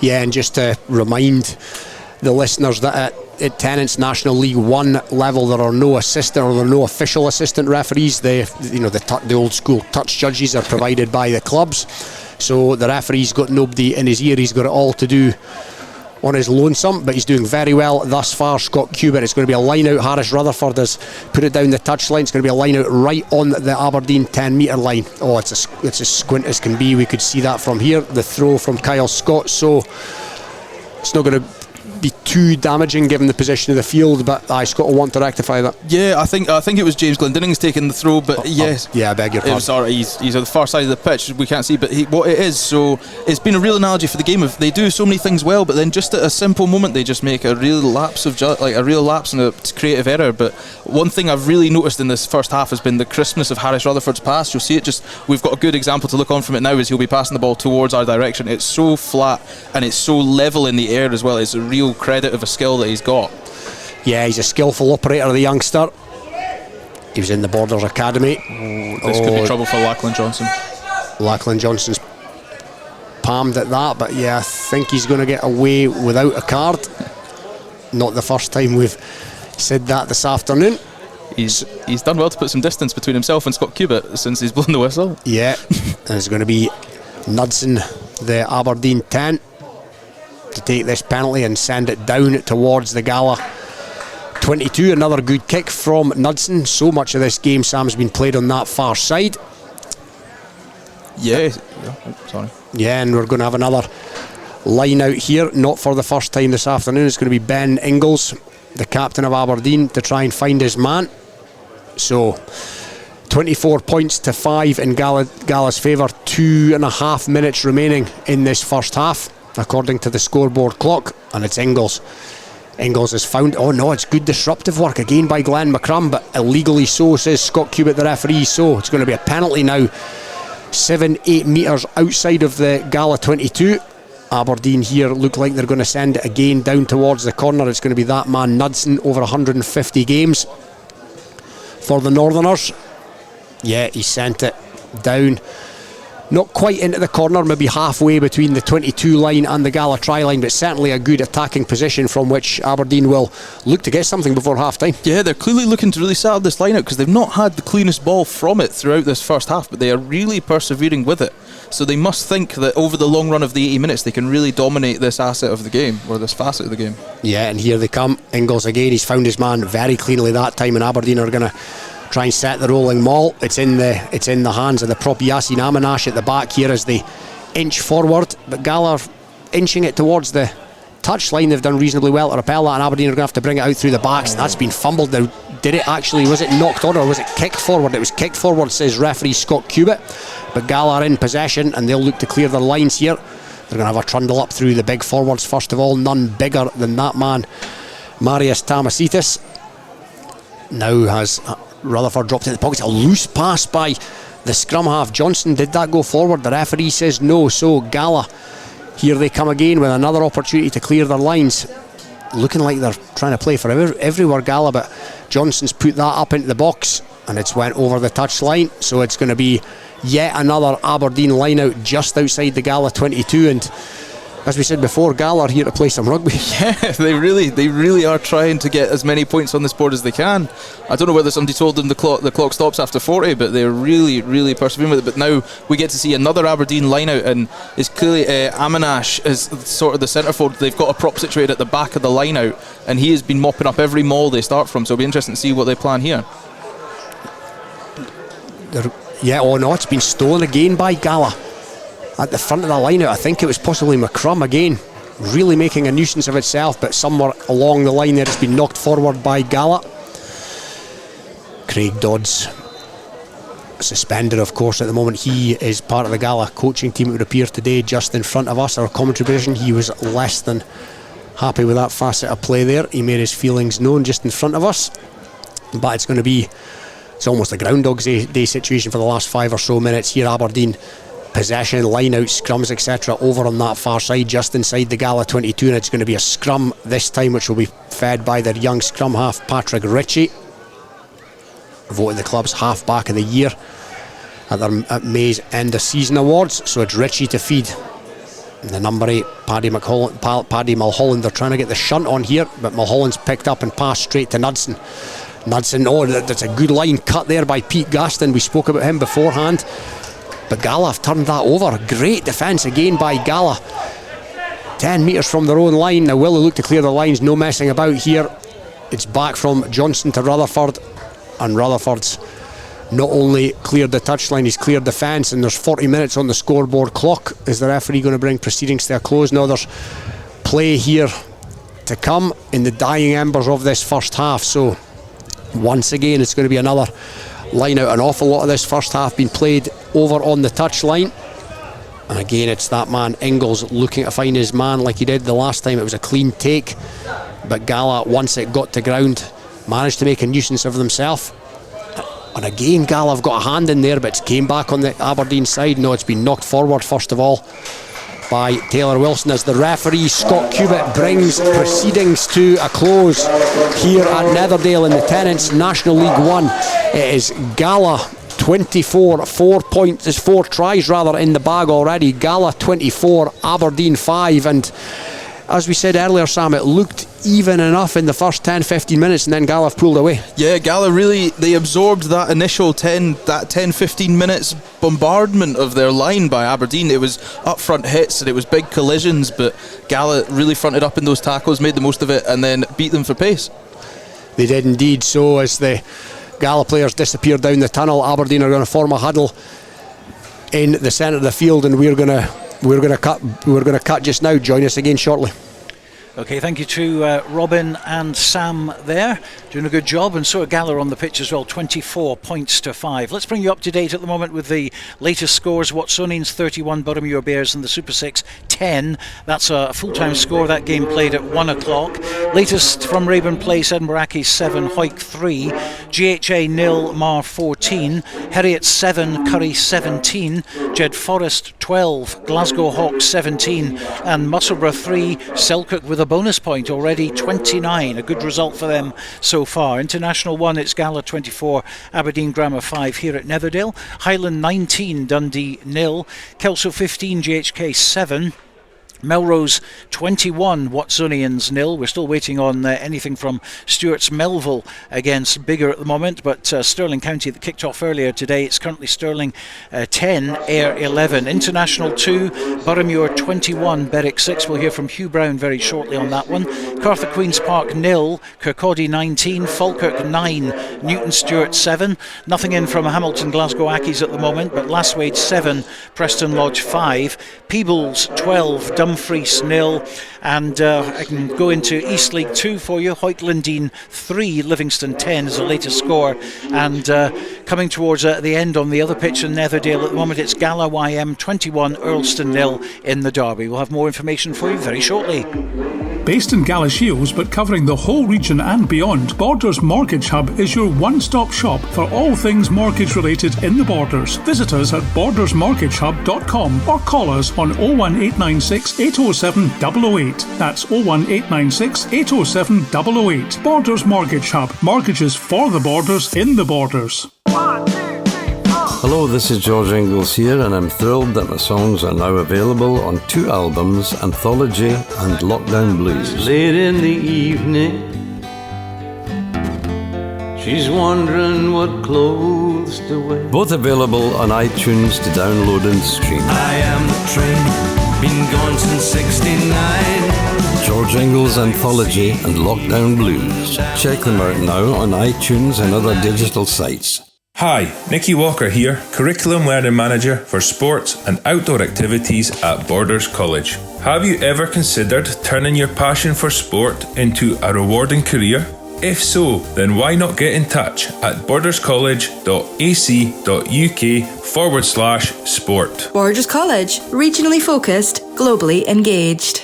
To commemorate the 7th anniversary of the opening of the Borders Railway, an 8 DVD box set is now available featuring the complete series Borders Railway from start to finish, plus the full hour-and-a-half documentary 5 Years On, which examines the possibility of an extension to Carlisle, plus extra features including a cab journey along the entire Borders Railway, all for the special price of just £14.99, including post and packing. You can get your copy direct from hotdisc.co.uk/shop. That's hotdisc.co.uk/shop. The 8 DVD box set, The Complete Borders Railway, is available now. This is Borders Rugby Special on Borders Rugby Radio with Stuart Cameron.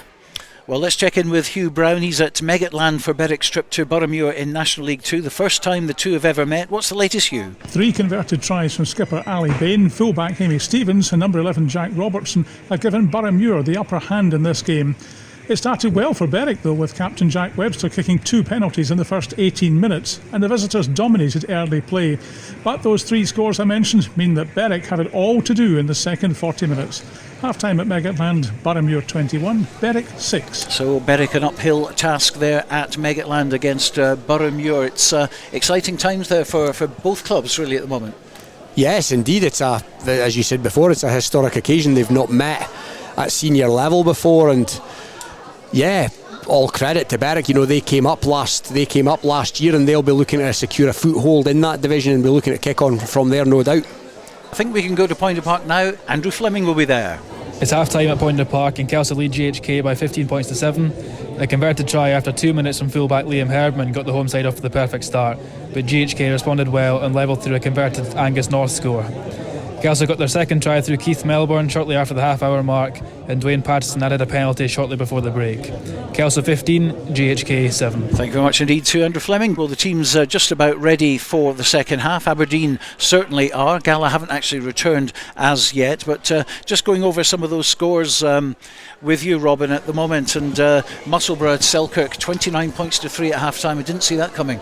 Yeah, I had a hunch, I had about a feeling that Selkirk would go well there. I thought they could sneak something, but yeah, you're exactly right. I didn't see a scoreline of that magnitude at half time, and there's appears to be a good thing going on at Selkirk at the moment. It was, by me certainly, an unforeseen draw at Hawick. I thought Hawick would win that one, but Selkirk have just built on there. They've seen off Glasgow Hawks, and now for all the world, and I don't want to jinx it, but it looks like they're going to pick up a win on the road at Musselburgh, and they have that, that old cliche in sport, they've got momentum on their side. Absolutely. Now, very good to see that they've actually got the bonus point in the bag, whatever happens. Yeah, absolutely. And yeah, that division, like this division, bonus points absolutely crucial. And yeah, Selkirk will be looking up the table this season rather than down, if anything, is to go by based on what we're seeing just now.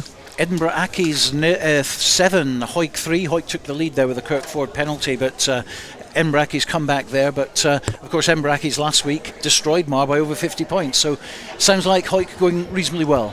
Yeah, Accies could be, I wouldn't go as far as to say a surprise package because they came fourth last season, but yeah, Accies have started the season really well, and if Hawick come away with a victory there today, then that will be a first class result for them. Okay, well, Gala are on the pitch now, so we're going to hand it back to Sam Mathews and first of all Robin Purdie. Yes, you're right, Stuart. Gala are entering the fray once again. They're going to attack the factory end, if you like, here at Gala, and it's going to be Aberdeen to kick off this second half. It's Gala 24, Aberdeen 5, so not entirely sure what would have been said in the Gala huddle, Sam. I would imagine it would have been just more of the same. You say more of the same. We discussed bonus points at half time there. You and Stuart had a good conversation about it. So do Gala take the approach of we've got the 4 tries, we've got a 19-point lead. We saw in the first half they were trying to play rugby from everywhere. Do they take a more conservative approach this half, and how do Aberdeen really cut this deficit down? Yeah, and it was kicked off by Aberdeen. It was almost taken in there. It was certainly a committed effort by Glenn McCrum, and it looked almost like he'd been hit in the air. Is the referee going to bring them back? It looks like an advantage being played, but no, it's going to slide, and it's out the backs. Gala, McCavan out there to John Turnbull. Now John Turnbull straightens and goes, makes a half break. John Turnbull, that's a strong carry. He brings it up to the halfway line. Johnson to McCrum. McCrum has got Tamasitis on his shoulder. Tamasitis nicks another metre or two. Now it's Johnson to Angus Dunn. Angus Dunn's a strong car, and he's seen off one out to John Turnbull.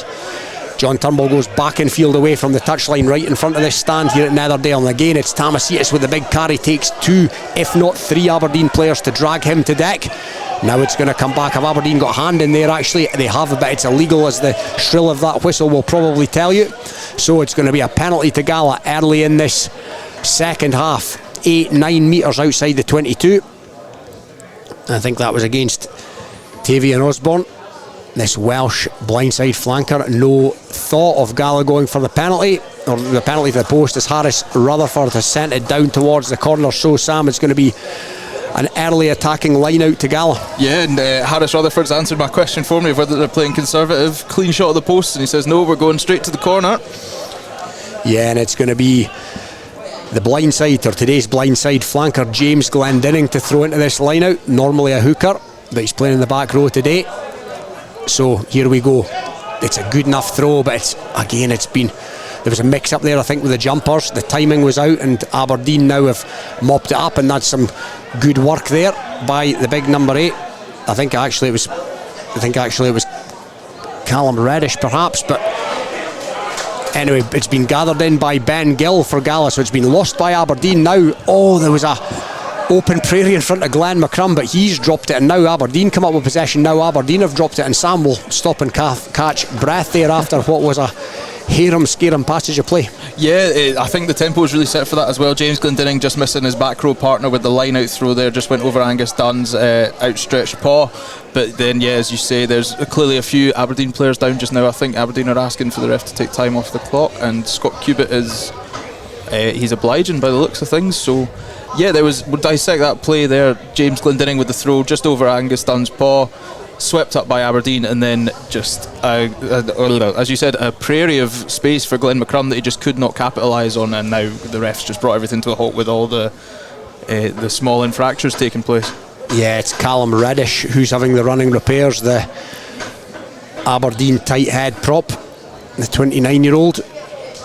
So yeah, again, just Gala full of intent this second half, and Aberdeen are battling to stay in this at the moment. Yeah, I think they've must have had a talk in the huddle that said the first score of the second half needs to be theirs, which I would agree with, and I think they are really, really focused on getting that score. They're playing the expansive rugby to try get that score sooner rather than later.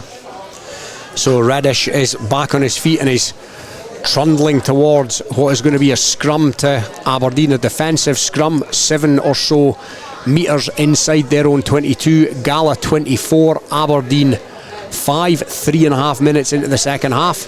So after what seemed like multiple knock-ons on that far side, it's going to be a scrum to Aberdeen. It'll be Patrick Ritchie to feed this one. Aberdeen set piece went reasonably well in the first half, so let's see what they've got on this occasion. Gala will be looking to attack this, given the territorial advantage they hold here. As Ritchie feeds it, it's come back. That scrum is as solid as you like, and it's Mulholland who picks from the base and goes, but he's wrapped up by the captain, Liam Scott. It's came back on the Aberdeen side cleanly enough as they trundle it forward through the forwards, not able to exit the 22 yet as things stand. Are they going to put boot to ball? Yes, they have, but it's been charged down. Now whose hands is that going to end up in? It's end up in Gala's hands, and it's back in field. That's lovely play, and that is a try to Gala early in this second half, and it's Glenn McCrum who's been prominent in this game, and that is no less than he's deserved. No, Glenn McCrum has had a phenomenal game. He's done a lot of dirty work, and he's finally got his reward with his name on this try scoring sheet. But it was a clearance kick there. It was young Ritchie was trying to make his way out of their own 22. Liam Scott with the charge down. It could have gone anywhere. Unfortunately for Aberdeen, James Glendinning was the one that found the ball. He had a scrumptious offload there over the top of his tackle player, and then that went straight across, and as we said, Glenn McCrum was the man that got to put the ball down over the try line. So 29 points to 5 at the moment here at Netherdale. Let's just go off to Riverside Park. It's half-time there. Jed Forest are playing Glasgow Hawks, and here's Ewan Welsh. Half-time here at Riverside Park, and it's Jed Forest 12, Glasgow Hawks 17. The visitors struck first with a penalty on 15 minutes before Jed answered back through a converted try through their captain Clark Skeldon. Glasgow Hawks then managed to get 2 quick tries in the 24th minute and 26th minute, but Robbie Shearagib scored another try for Jed in the 33rd minute, and at the moment a conversion and a penalty is the only difference, as Jed trail Glasgow Hawks by 12 points to 17. And we're back here at Netherdale as the prop that was injured a short while ago, Callum Reddish, looks like he's going to depart the scene. So the running repairs only lasted so long as Harris Rutherford begins his run up for this tricky conversion. Rutherford has struck that reasonably well, but again it's came up just short, so he's unsuccessful with that one. Gala, however, are now out to 29 points to 5 against Aberdeen, and I really like Glenn McCrum as a player. He's not the biggest second row in the world, but my word, he puts himself about. Yes, there is absolutely no shortness for work ethic. That will always get you far, and Glenn McCrum has got that in bucket loads. As it's kicked off by Aberdeen, taken in by Taylor Wilson, as he's done on more than one occasion so far in this match. So it's the punt down the park by Lachlan Johnson, and it's been knocked on by the number 8 Paddy Mulholland, and the errors really starting to mount up for Aberdeen here. They are, and you've got to look at the psychological thing as well. Now obviously you've seen Aminash in the first half, he had an injury and he had a little bit of time, sat down, get some run repairs. Now his prop partner Callum Reddish has gone off, so what was going to be their big weapon when we spoke to Nat Cole before the game started was their forward pack, but that's now falling apart at the seams. It doesn't help when Paddy Mulholland's dropping the ball as well, trying to return kicks. In fairness to Paddy Mulholland, he's probably been certainly one of their better performers this afternoon for Aberdeen Grammar, but he's dropped the high ball that Lachlan Johnson had put high into the Netherdale sky, and that's going to give Gala attacking scrum that is fed by Johnson. Inside the 10 metre line, it's John Turnbull. John Turnbull feeds out to Keith Young. Now Keith Young has taken a couple of Aberdeen players in there with him, and there's men over on the short side for Gala, but no, Aberdeen have got back into defence. It's Liam Scott now, the industrious open side flanker and captain of this team. Is it going to come back on Gala side? Yes, it is. So Gala inching into the Aberdeen 22. Kyle Scott with the trundle. Now it's to the bulkier figure of Marius Tamasitis, and again he takes, I think, 4 Aberdeen players to bring him to ground, and he steals 2 or 3 metres, but it's been well defended coming through the ruck there by Aberdeen, and they've managed to snaffle that. Lachlan Johnson was caught there by the player coming through. Now are they going to clear the lines? It's been knocked on by Aberdeen in the shadow of the Gala posts, and they had a chance there to exit, and that's what they call a coach killer. Oh, they do. And Ben Ingles, captain of Aberdeen, who managed to make that tackle on Lachlan Johnson to get the ball turnover there, is going to be furious with his number 10 there, because that is a silly mistake that can happen, and now you're under your own post facing a scrum that's been sending you each and every direction this whole game. Yeah, it looked like a bit of a breakdown in communication. You know, the standoff, Knudsen had dropped into the pocket, but it almost looked like he didn't expect it to come to him, and then when it did come to him, he knocked it on. He's knocked it on 5 or 6 metres away from his own line, centre field here, and as they did in the first half, Gala have split the back division here, so it's all to do defensive wise for Aberdeen. Now are Gala going to pick and go from this scrum?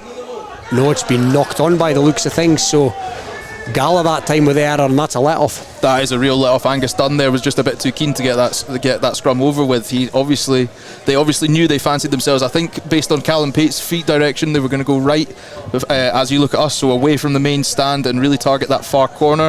I think they had Ben Gill and John Turnbull out there, so that would have been a formidable 4 to try stop one-on-one tackles. So yeah, real let-off for Aberdeen there, but a good scrum that really gave them that platform. Yeah, he doesn't make many mistakes, Angus Dunn. As impressive a performance as I seen in this division last season. I really was impressed by him, and I think that was echoed by the fact that he won Players Player of the Year and Player of the Year here at Netherdale last season.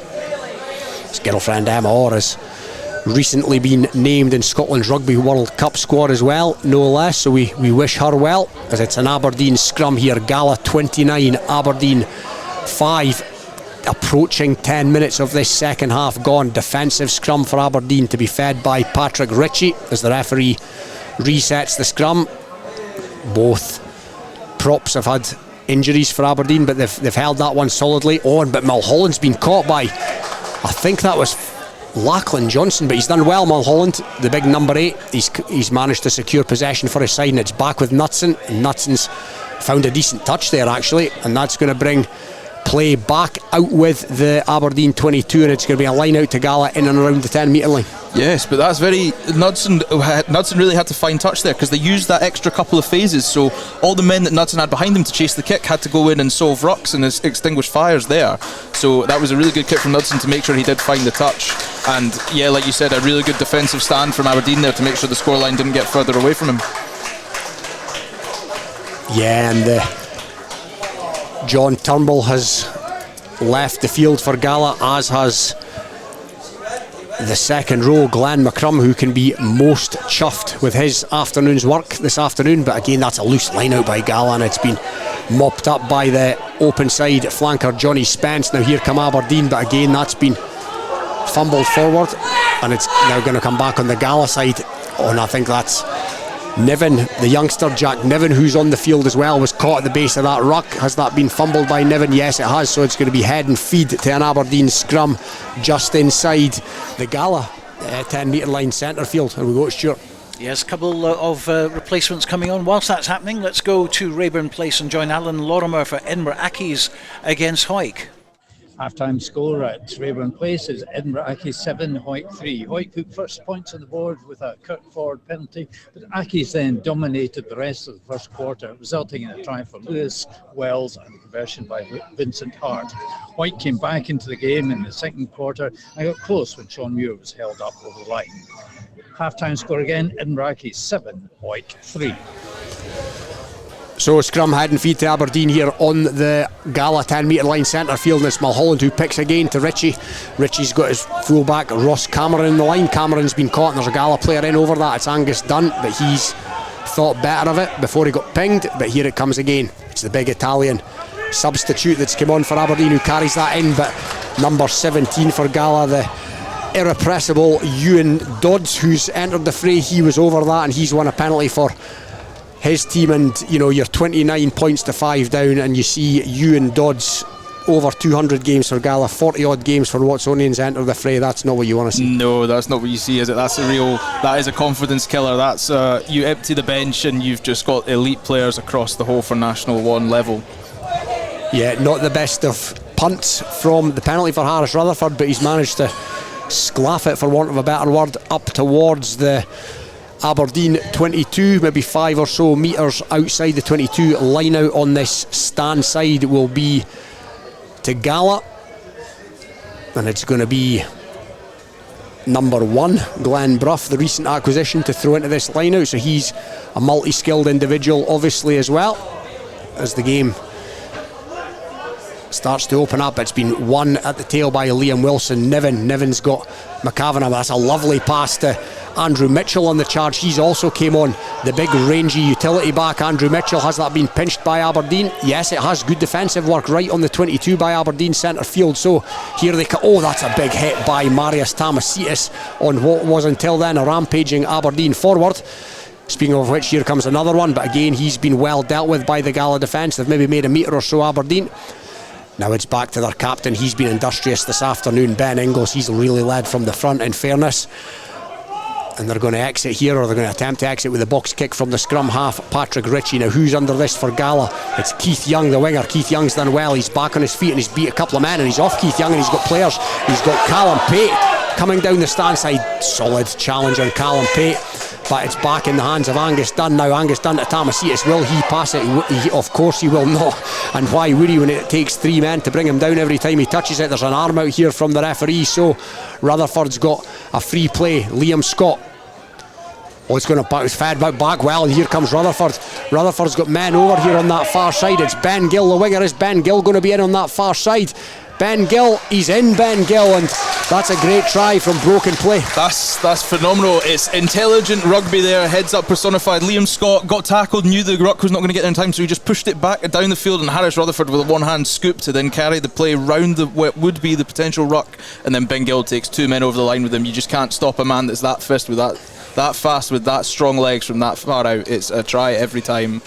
Yeah, a couple of great interjections there by Harris Rutherford as well. You mentioned before his passing, his distribution has been really slick this afternoon, and yeah, Ben Gill, we've seen a wee bit of him this season so far. He was Gala Sevens Player of the Year last season. He actually scored 6 tries in a winning Gala 7 here at Marooned at Gala in August, so he is a man in fine fettle, and that's his campaign up and running in the 15 season as well. And it's going to be that man, the youngster Harris Rutherford, to attempt what is another tricky conversion.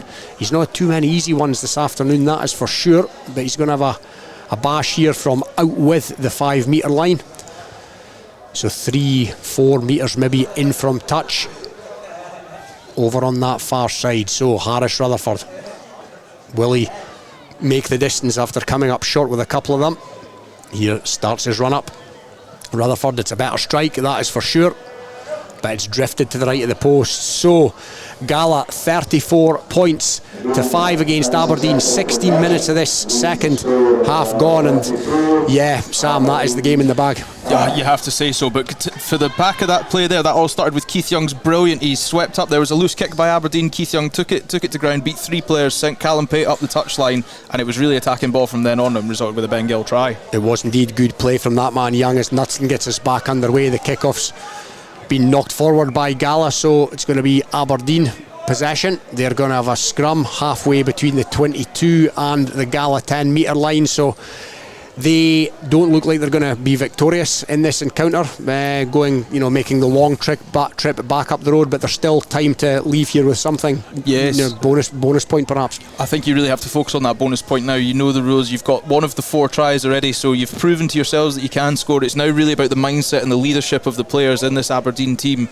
to really galvanise the rest of the players and really get that focus that they can still take something away from this game. And as you said, it's a long bus journey back up, so they'll have a lot of time to dwell on all the mistakes they've made today.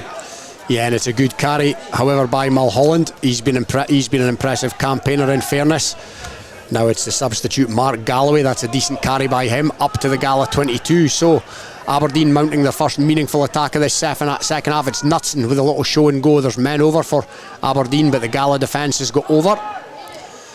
Holding firm just inside their own 22. So here comes, that's a huge hit, one prop on another.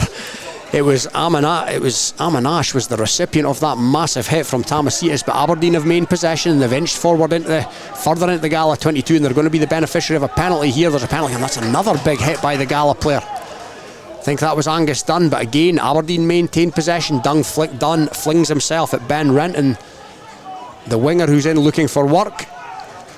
Now here comes the big number 8. I think that's Mulholland. Is Mulholland going to be over?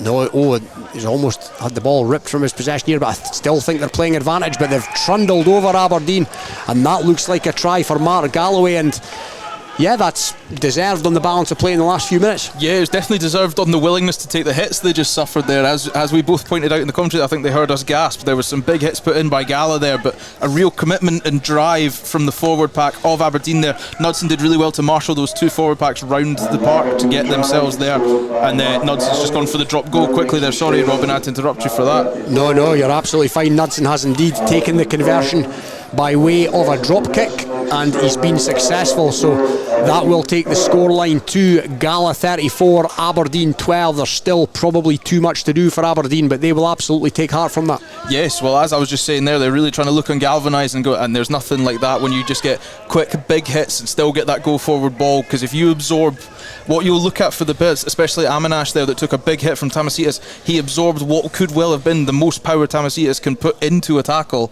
and they still rode it and got that go forward ball. So they really need to try and encapsulate that strength and determination that shows to get something out of this game now. Yeah, and 59 minutes gone in this encounter. That was by far and away the biggest hit of the afternoon so far by the big Lithuanian. Loves to trundle it and loves to throw his weight around in the tackle as well. So here come Aberdeen, who have received the kickoff. Amanash is back up looking for work, in all fairness to him, and Aberdeen have given this a bit more air here, probably more so than they've done in the game so far. Craig Shepherd, the outside centre, with a run there. So Aberdeen back inside their own half. Again, another big tackle in the midfield by Gala. There's a Gala player over the ball here.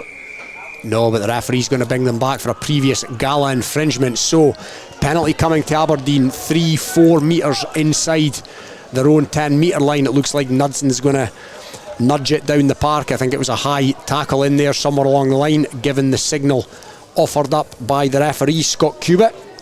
So Knudsen will be looking to gain territory here. Not his best kick of the afternoon. He's maybe made 10-12 metres or so. So it's going to be an Aberdeen line out just inside the Gala half. 2 tries to Aberdeen. They will be looking to make that 4, rather, with sort of 20 minutes left remaining on the clock, so they can go up the road with at least 1 bonus point. Now Liam Buchan, the hooker, the substitute hooker, to get his arrows on point. He's missed his intended man, and it's been knocked forward in the line by Aberdeen, and it's been gobbled up by, I think that was Stevie Cairns at the back of that line out. So it's going to come back here. No, beg your pardon, it was Jack Niven. So the referee had seen enough advantage from that Aberdeen knock on, and it's going to be a Gala scrum. Gala 34, Aberdeen 12 here at Netherdale. Glorious Netherdale sunshine as other players depart the scene. I think that's young Oliver Finlayson on for Aberdeen. He's only 17 years of age. He's a winger, ex-Edinburgh Academy in Aberdeen to study by all accounts. So it's going to be head and feet to a Gala scrum. Jack Niven, the replacement scrum half. Halfway between the halfway line and the Gala 10. Decent shunt on by Aberdeen there, and Niven's going to have to use that or they're going to be penalised. Yeah, he was too slow. In fairness, the Gala scrum was in retreat, and it's as dominant a scrum as we've seen by any team in the game so far, and Aberdeen have taken this quickly, and I think they've caught Gala unawares there. I think they've caught half their team unawares as well. Yusuf Salim. Now what's going to happen here? Yeah, an Aberdeen player's gone straight off his feet there, so it's going to be a penalty to Gala, and that's cheap concession of possession. It was, especially when that's the scrum they've been looking at. I think they've been wanting that scrum since the first 5 minutes, and they finally got it. And fairness to Knudsen, he knows the score lines against him. He's tried to go quickly, but I do feel he was a bit harsh there. They've penalised him for going off his feet. He didn't have a lot to ruck against. The defending player really retreated with it. but unfortunately the penalty's gone Gala's way, and they've made a very good effort to touch there with Harris Rutherford into the Aberdeen half. Yeah, it's a good touch finder by Rutherford there. It's taken play 3 or so metres inside the Aberdeen 10 metre line on the stand side here in Netherdale. It's going to be a Gala line out. It's going to be thrown in by the loose head prop, this new acquisition, Glenn Brough, the Arcadian. He's a joiner to trade, the youngster. And he throws in and he finds his man. That's a good Gala line out, and it's Niven to McCavan out the back door to Rutherford to his winger Keith Young. But yeah, a bit of crossing in there, it looked like that from here, Sam, and Gala. Oh, and there's been a bit of back chat there as well, I think. So Scott Cubitt has matched Gala back 10 metres, and it's going to be an Aberdeen penalty now, just shy of their halfway line, and it's going to be that man, their standoff, Sam Knudsen, to send it down the park, and he's made a decent enough job of that. Yeah, it's just gone into touch, and it's going to be an Aberdeen line out halfway between the try line and the Gala 22, and yeah, that won't please Stuart Johnson. No, it was a bit unfortunate. I think there was just a case of there was that half-second decision, and unfortunately the move is drawn up so beautifully. You could see Craig Dodds in front of us there was really unhappy with it, because it was clearly that split-second delay where everything has to run so perfectly with the timing of the pass and the speed of the ball that otherwise it does become a crossing situation. So it was a case of just being that half-second off for Gala there. Yeah, their timing was just out as Aberdeen take that line out with another attacking platform from which to work. Now there's a Gala player in over the Aberdeen forward who'd rampaged in the direction of the Gala line, but it's come back on the Gala. It's come back rather on the Aberdeen side, and it's the centre, Craig Shepherd, steals another yard or two, but Tim McCavan has got him held up. He's made it to ground, however, Shepherd.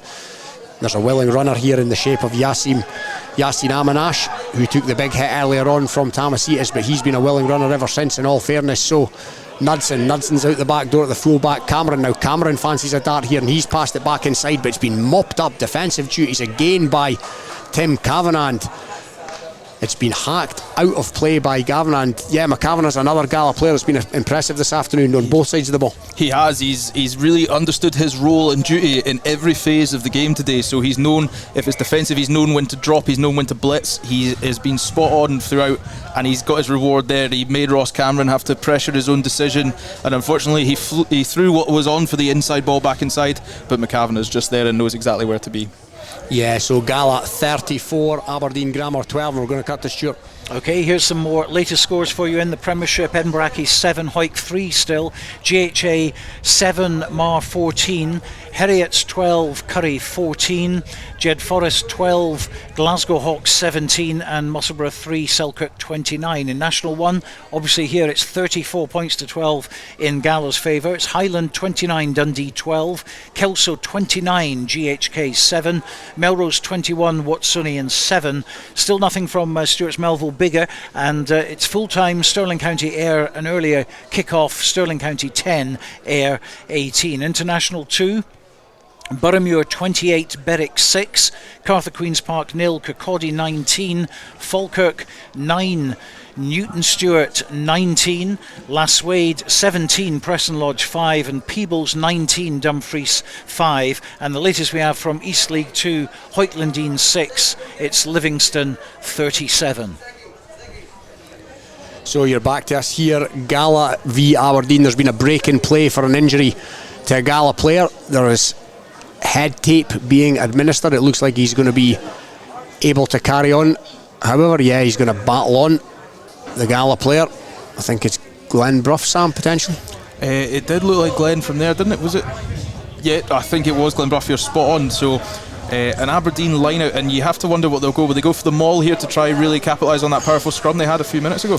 Yeah, possibly. They'll be looking for another two. Oh, it's been stolen. Liam Scott was up highest there for Gala, and he's palmed it back. And that's a run there from Andrew Mitchell, I think it was. And it's Niven, the young scrum half. Oh, he's been caught again at the base, young Niven. Oh, but illegally so, in fairness to him, says the referee. So there's going to be a penalty for Gala here and a chance to clear their lines inside their own 22. Harris Rutherford will send this down the park. Only a question of how many metres he will make. Reasonable enough.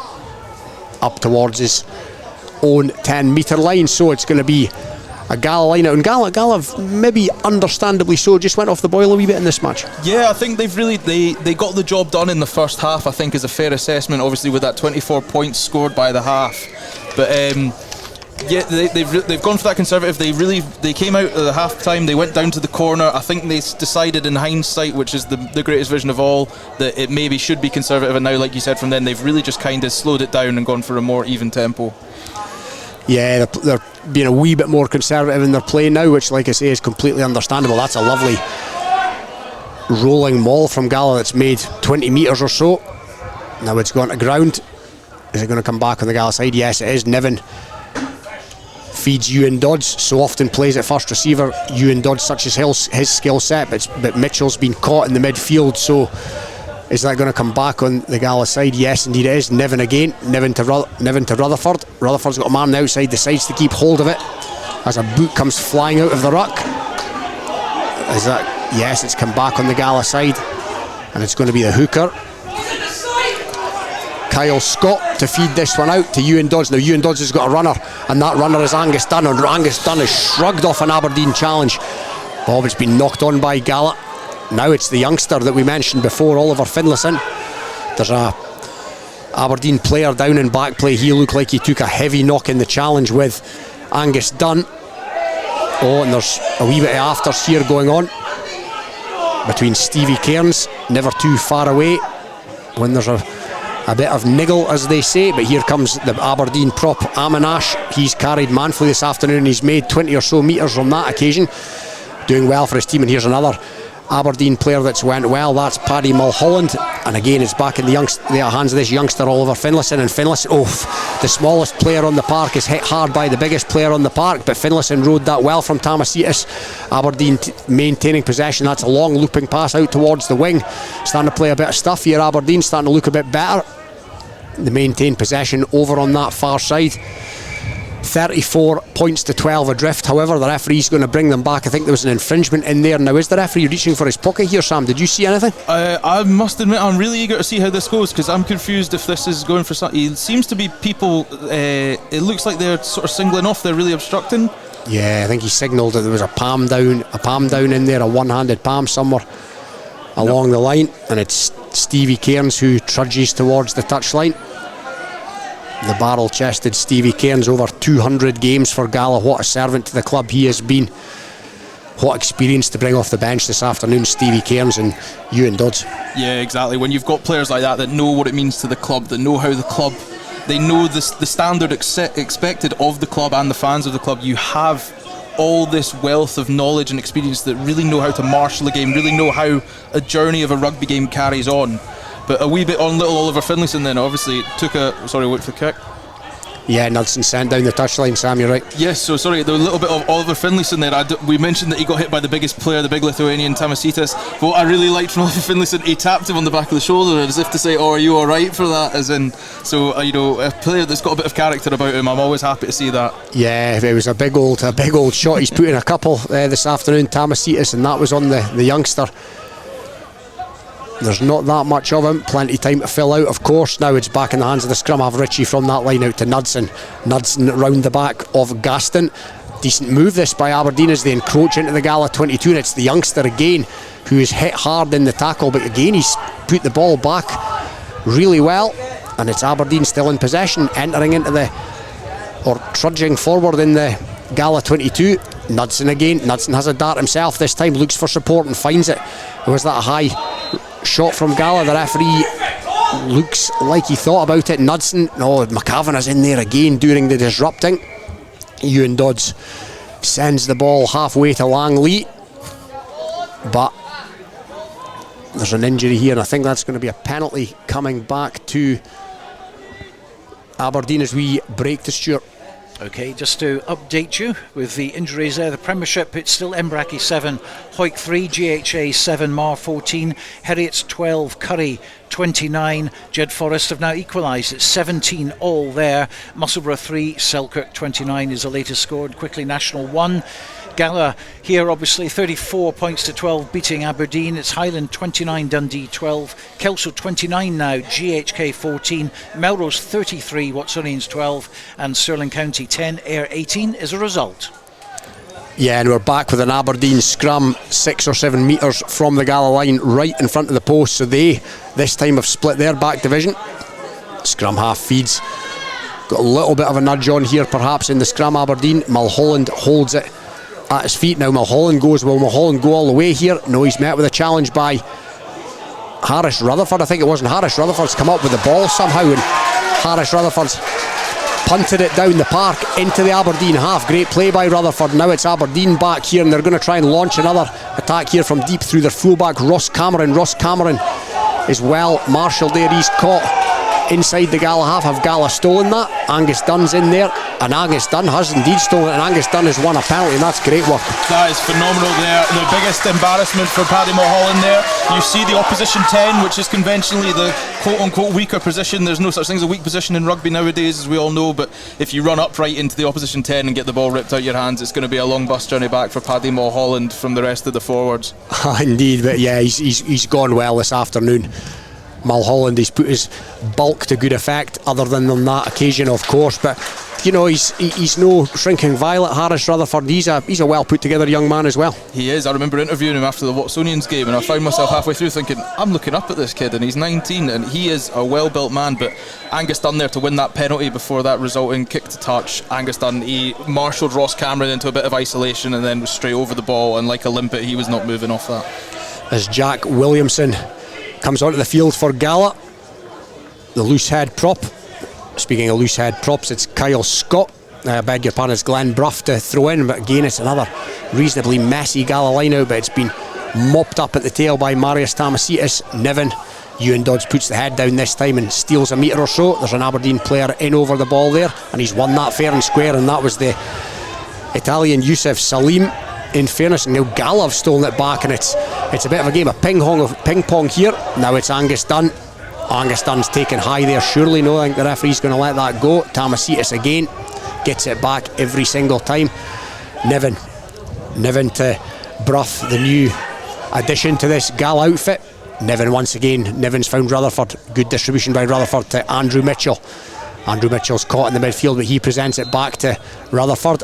Niven's grubbered it through. Is that going to go into touch? Yes, it's a good little kick by Niven, and Gala have just got a bit of a head of steam up again. It has, and when you have such weapons, you know, Angus Dunn, I don't think I've ever seen him take a step sideways or backwards. It's always forwards, and then you've got Tamasitis as well. As I think you've said in every time commentary, it's taken 3 men to bring him down. When you can have that ability to suck in a defensive line and create those gaps, and you get the players like Rutherford, Niven with the great deft kick there to get the ball through that back line, it's such a weapon, and you go right from the start, from the first play, first phase, you are dominant. Yeah, and it's 34 points to 12 here in Gala's favour at Netherdale. There's 5, 6, 7 minutes remaining. It's an Aberdeen line out deep inside their own 22, but they've made a decent effort of that. Will they try to go from deep? Another couple of tries would see them leave here with a bonus point, of course. So will they clear their lines, or will they go from deep? It looks like they're going to go from deep. Nudson's tried to feed that up, but it's been knocked on, and Andrew Mitchell has come up with it for Gala. So it's Gala now in the shadow of the Aberdeen post with attacking territory. McAvanagh feeds it out to Bruff. Bruff's on the charge, but he's been halted in his tracks by this Aberdeen defence. Now it's going to be Niven at the base of this ruck. Niven to the substitute, Jack Williamson. Williamson takes it into the contact. Aberdeen have done well there, and Aberdeen have stolen it, but illegally so, says Scott Cubitt. So a very kickable penalty here for Gala, but I don't suppose, Sam, that's going to be part of their thinking. I'll be amazed if they decide to kick us at the post based on how today's game's gone, Robin. Yeah, there's no chance of that. Rutherford quite rightly is going to put it in the corner. The only decision was going to be whether it would be a tap, a scrum, or put it in the corner, but he's taken the latter, has Rutherford. So it's going to be attacking Gala line out 7-8 metres perhaps away from the Aberdeen line. So as the clock ticks down here at Netherdale, another opportunity for Gala to mount something. The game is in the bag, the bonus point is in the bag, so they're just looking for points differential here, which could, of course, with one team going up, be ever so crucial come the end. But again, they've made a mess of the line out. It's gone right over the top, and it's taken in by the Aberdeen player. Now Aberdeen have made some yards here. They're up towards the Gala 10 metre. A good couple of carries there by Aberdeen, and it's Ritchie, their scrum half, still on the field. Now Aberdeen looking to come from deep here. Good tackle by Mitchell on Craig Shepherd. and it's that youngster again, Oliver Finlayson. He's been game since he came on. There's been a knock on in there somewhere by Gala, as indicated by referee Scott Cubitt. So putting it through the hands now, Aberdeen, and again it's Yassine Aminash, the hard carrying prop. Inside ball there to Craig Shepherd, the centre. He's on the hoof. Aberdeen looking a bit more direct in their play now, but has that been palmed down or knocked on? Is that a legitimate knock on? Either way, Aberdeen are still in possession. There's advantage coming as they encroach into the Gala half for the first time in a wee while. So it's a good half break there by their standoff Knudsen, and again he finds Aminash, this willing prop. Again Knudsen's got men out wide. Oh, but I think he's going to be bundled into touch is Craig Shepherd, the centre, but the referee's going to bring them back. He's not seen enough advantage there, and all credit to Aberdeen. They're battling on here, Sam. Yeah, they've done really well, and you have to give a special Ewan Dodds, I think, is just... Oh no, somebody's just been yellow carded there. Yeah, it must have been palmed down as we thought. I think is that Taylor Wilson? Yeah, I think so. Coming to the touchline. So Gala, it would appear now, I think there's 4 minutes remaining. It's Taylor Wilson that's come to the touchline, and Gala I think are down to 13 men now. Wow, well, I think luckily for them, I think the game is out of reach, but that shows you have to give a special shout out there to Aminash. Like you said, a willing runner as a prop to do a full 80, and he's been carrying out. We've said his name continuously throughout today's game, so a special mention has to go to his performance today. Yeah, I've been impressed with him. You know, we said it before, he was absolutely smashed. There's no other word to describe it. He was smashed by Tamasitis in a challenge maybe 15 minutes ago, and he must have carried 6 or 7 times ever since then. He has not shirked his duties one little bit since that. So Aberdeen have taken the penalty, they've kicked it to touch, and they are just inside the Gala 22 with a line out on the far side of the stand here at Netherdale. In it comes. It's been palmed back, but it's came back on the Aberdeen side, so it's Knudsen again, become more influential in this game. That's a little pop round the bag, but it's been well marshalled again by Tim McCavanagh, this Gala centre. Here come Aberdeen, however, still on. That's another big hit there. Is that McCavanagh again? Tim McCavanagh with a big shot on the Aberdeen player has taken play back outside the Gala 22, and number 5 Aaron Robertson in there with a carry. Aberdeen still knocking at the door, but they fumbled it there. A great Gala defence with 13 men, Sam, and yeah, they're going to get a chance to clean their lines. Yeah, they're not looking like they're down 2 players, are they? They seem to be matching up man for man, number for number, and really making these hits count. There must be at least 4 or 5 times you've heard both myself and you wince some of the hits that have gone in today. So a real credit to Gala defensive, and it seems to be the same with the lineouts. Nobody can win their own lineout, but you've got Liam Scott. He must have at least 5 turnovers in the lineout to his name today. Yeah, the lineouts have been a wee bit of a mess for both teams as Stevie Cairns comes back onto the park after his 10 minutes in the cooler. So it's a Gala scrum, 3 or 4 metres perhaps inside their own 22 on this stand side here at Netherdale. 8-9 metres in from touch. It's Jack Niven to feed, but Aberdeen have conceded a cheap penalty there, and Niven's taken it. Niven's kicked it down the park, but only into the arms of the youngster Oliver Finlayson. Now Finlayson's off and running here. Finlayson's running hard, and he's done well. Finlayson, it looked like McCavanagh was sizing him up for the big tackle, but Finlayson managed to ride it, and I've been impressed by him since he came on. Here come Aberdeen again, then just outside the Gala 22. The scoreboard clock is over the 40, so how long left will remain to be seen, but Aberdeen battling on for that 3rd try. And now it's Knudsen again to Mulholland, this number 8 who's carried so often this afternoon. Scrum half Patrick Ritchie, he's went the full 80. Knudsen, that's a man and ball pass, and it's been taken in there, it's been taken in by Aberdeen, but he was always in trouble, the recipient of that pass, and it's going to be another penalty to Gala as the clock ticks down here. Gala 12-13 metres inside their own half. You'd imagine Rutherford will send this into touch, and the referee potentially may have seen enough once that occurs, but let's see what happens. It's going to be Rutherford with the penalty. 34 points to 12 to the good. Sent it to touch, so the line out will happen, possibly the last play of the game. 42 minutes on the scoreboard clock. Gala 34, Aberdeen 12, and it's going to be a line out to Gala 5 metres inside the Aberdeen 10.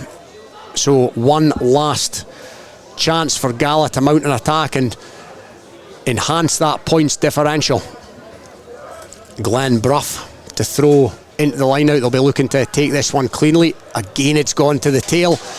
It's been taken in by Tamasitis, who was not the intended recipient. So Gala with possession, 5 metres outside the 22, and the referee's blown up for another penalty there against Aberdeen. So the penalties are really mounting up against them in the second half. It was taken quickly by Cairns, flung to nobody in particular, but it's now taken in by Harris Rutherford. Harris Rutherford's dummied and gone now. Harris Rutherford looked like he might have found a runner there, but it's been fumbled, albeit back the way. So Gala are going to have to come out with their 22 and build again if they want to enhance this scoreline even further. Given to Brough. Brough trucks it, but he's met with a wall of Aberdeen players and he's marched back a metre or so. So centre field, McAvanagh feeds it. That's a break there by Ben Gill, and it's a clean break by Ben Gill. Now Ben Gill's got men on his outside. Oh, and it was good defence. Mitchell, however, has found Keith Young. Is Keith Young in at the corner? No, the referee deems, I think, that Keith Young did not score that. He's going to speak to the touch judge. What's going to be the outcome here? Did Gala score, or is he going to blow the full-time whistle? No try, but the full-time whistle goes here at Netherdale, and it's a convincing win for Gala in the Tennent's National League 1 by 34 points to 12 against Aberdeen Grammar, an Aberdeen Grammar side who battled manfully in the second half, given that the game was out of the reach probably 10 minutes into the second stanza. But yes, 6 tries for Gala, and they march on 2 5-pointers. They have 10 points and they'll be happy enough. Yeah, you've got to say, what a successful day out for Gala. They took advantage of an Aberdeen team that's had to make a long journey to get here. They clearly saw the first 20 minutes as a point to go in and really cement it. They withered the storm that Aberdeen brought to the first 5 minutes at their try line. Took all those hits, took all those tackles, capitalised on a few small mistakes from Aberdeen, and just some people still leaving their legs on the bus, ran round them, and then, like you said, 2 5-point wins from 2 games, both at home. Jobs are good and top of the table. Yeah, top of the table Gala will be this evening. 10 points from a possible 10. They've had 2 home games, of course, against admittedly teams that we might have thought at the start of the season weren't going to be title contenders, but you beat what's in front of you, and Stuart Johnson will be absolutely delighted with 10 points from 10. And Aberdeen have had a couple of trips to the Borders now. Not that many teams will come here and win. I wouldn't have thought. Not that many. I don't see that many teams going to Poynter and winning this season, so it's not catastrophic for them, but they've only got a point from a possible 10. No, exactly, and like you said, you've got some tough trips down into the Borders, but it goes back to what you said in the build-up between you and Stuart. Obviously, home games have to equal wins. You cannot be afforded to be dropping points, even the tries. You have to get the tries on those home games, and Gala have done what turned out to be a really clinical job this afternoon. They have indeed, as the teams clap each other off the paddock. Liam Scott leading his troops towards the tunnel, and there's been some good performers for Gala this afternoon. Liam Scott, as always, being one of them. The forwards, Angus Dunn, he's never any less than 8 from 10. Glenn McCrum, the time he was on, I thought was outstanding. And Marius Tamasitis, I'd like to see what he could do at another level, at a higher level. There's possibly, maybe with a bit of conditioning, there's a Super 6 prop in there. There's a superstar in there. He's unbelievable. Like we said when we were talking about the game, that ability to just make 3 defenders in a line think, do I need to stay to make sure that we can get this man to ground, is such a power. I remember you and me discussing it at the Sevens when Dalton Redpath was playing for Hoyk in the Sevens. He had that ability to command the defensive line and just garner that attention. Another player I thought really well was his debut, was Glenn Brough. Yeah, number Brough 1 went well, he was phenomenal. A full 80 minutes from him on debut is never easy when you're trying to gel with a new team, learn calls, learn how the team wants to operate. Yeah, and in the back division, Lachlan Johnson was industrious and nippy. As a scrum half, he was nippy, and that's exactly what you want when he was on. Harris Rutherford, looks a player absolutely, and with the absence of Craig Dodds, he's been to the manor born. He was very good this afternoon, and Tim McAvanagh, you know what you're going to get from him, as I said before, on both sides of the ball, and yeah, very good performance by him as well this afternoon. And then it was they didn't have an easy game either. I think you can't underestimate the dedication that Aberdeen showed. You had Aminash taking hit after hit, drive after drive. Shepherd showed that he had real potential if he just managed to get the ball in hand a bit sooner. Knudsen really grew into the game. I feel if he'd been I feel if this game in the reverse fixture could be really interesting. You know, when Gala have to make that long travel, when you've got that 4-hour bus journey, you're trying to get timings right, you're trying to get everything sorted. But then if Aberdeen have got the home, they've got, you know, you don't have to get up as early, little things like that. You know, you've got your home comforts, you've got your own like stuff down to your own kettle makes a difference. Yeah, absolutely. And they have a home tie next week against Stirling, and I think we're about to speak to one of their players. It looks like Yassine Amanash, who's going to join us. So Yassine, thanks for joining us first of all. No problem. A tough old shift. Yeah, no, it's quite a hard one coming into a team that's well oiled, well drilled, especially a team that was challenging for promotion last year. You know, coming after a long bus trip and playing them in some pretty good conditions. We always know it's going to be a real fast rugby, real physical rugby, but credit to you boys. You made them. You took count of all our errors, especially in the first half, or especially, you know, a couple of mistakes that we let with boys that led to tries, and we left ourselves too big of a mountain to climb back in. Yeah, Gala got off to a fast start, obviously, with the try, but you guys were quick into the ascendancy and got a try of a try of your own, and it looked like it was a decent encounter at that point. Yeah, no, absolutely. Once we got that first try back, we thought, you know, we were back into it, but like I said, a couple more of really, really poor errors on our behalf. You know, conceding a lot of tries away, a couple of missed tackles, but, you know, still early into the season, still a lot of stuff we need to work on, and, you know, hopefully get back into it the rest of the season. Yeah, and from a personal perspective, you trucked up an awful lot of ball this afternoon. a lot of times after you, I must say, we're on the receiving end of an awful big shot by Tamasitas, so all credit you for that. Yeah, no, you know, so a couple of big hits, a couple of physical lads, you know, taking in a couple of big shots, but obviously, like, you know, you expect this coming into a team, especially down here at the Borders, you know, a couple of big physical boys, but, you know, we stepped up, we fronted up, and felt like it was a good game, and we tried to carry on the momentum towards the end, but obviously we were just a bit too late for the comeback. Yeah, and you mentioned about trips to the Borders. That's a couple of times you've been down here so far this season, obviously at Poinder where you left with a bonus point, nothing to take up the road today, but do you feel as a club that Kelso and Gala will be two of the teams in the higher end of the table, so that, you know, it's not a catastrophe to have left with 1 point from a possible 10 at this stage? Yeah, absolutely. I mean, obviously we're never too happy with coming home with nothing, especially, you know, when, you know, long trips down to the Borders, but like I said, you know, for us, you know, all these teams still have to make the trip up to Aberdeen as well. You know, that's where we have to take advantage when these teams, you know, you have a 4-hour bus trip up to Aberdeen. You know, that's where we take point. You know, always, you know, you never want to come away with a loss, but you know, credit to Gala, they played well today. Their error count was quite low, and they took advantage of all the opportunities they got. Yeah, and you guys obviously see that as being a factor, teams making the trip up to Aberdeen, and you'll be looking to make Rubis Law a bit of a fortress this season. That's one of our goals this season. We want to have as clean record at home as possible. You know, that's where we want to take advantage. We can't really afford to let any points up slip home, especially, you know, when teams come up, and we know ourselves. You know, we've played Kelso so far, we played Gala, we still have a couple more border trips to do, but yeah, our biggest goal is, especially coming down from the Prem last year, our goal this year is still to rebuild and focus our way and, you know, trying to get settled again, and, you know, said we need to take advantage of all our home games. Good stuff, and it's Stirling for you guys at home at Rubis Law next week. We wish you well for that, and thanks very much for joining us. Absolutely, thank you very much. Okay, and as he makes his way down, we'll be getting Harris Rutherford up very, very shortly. Let's just go through some of the score lines that we have. Edinburgh Accies 12, Hawick 13 is our latest score. Hasn't been confirmed. We've got Alan Lorimer obviously at that game, so we'll find out from him what's happened there. GHA 7, Mar 33 is the latest score. Heriots 12, Curry 43 latest, Jed Forest 29, Glasgow Hawks 31, and they've been red carded as well, Jed Forest, so a big comeback for them, but that isn't a full time as yet. Musselburgh 3, Selkirk 29 is the latest score we have. We'll have a look at National 1 and National 2 shortly, but Harris Rutherford is here, and he's joined with Robin Purdie.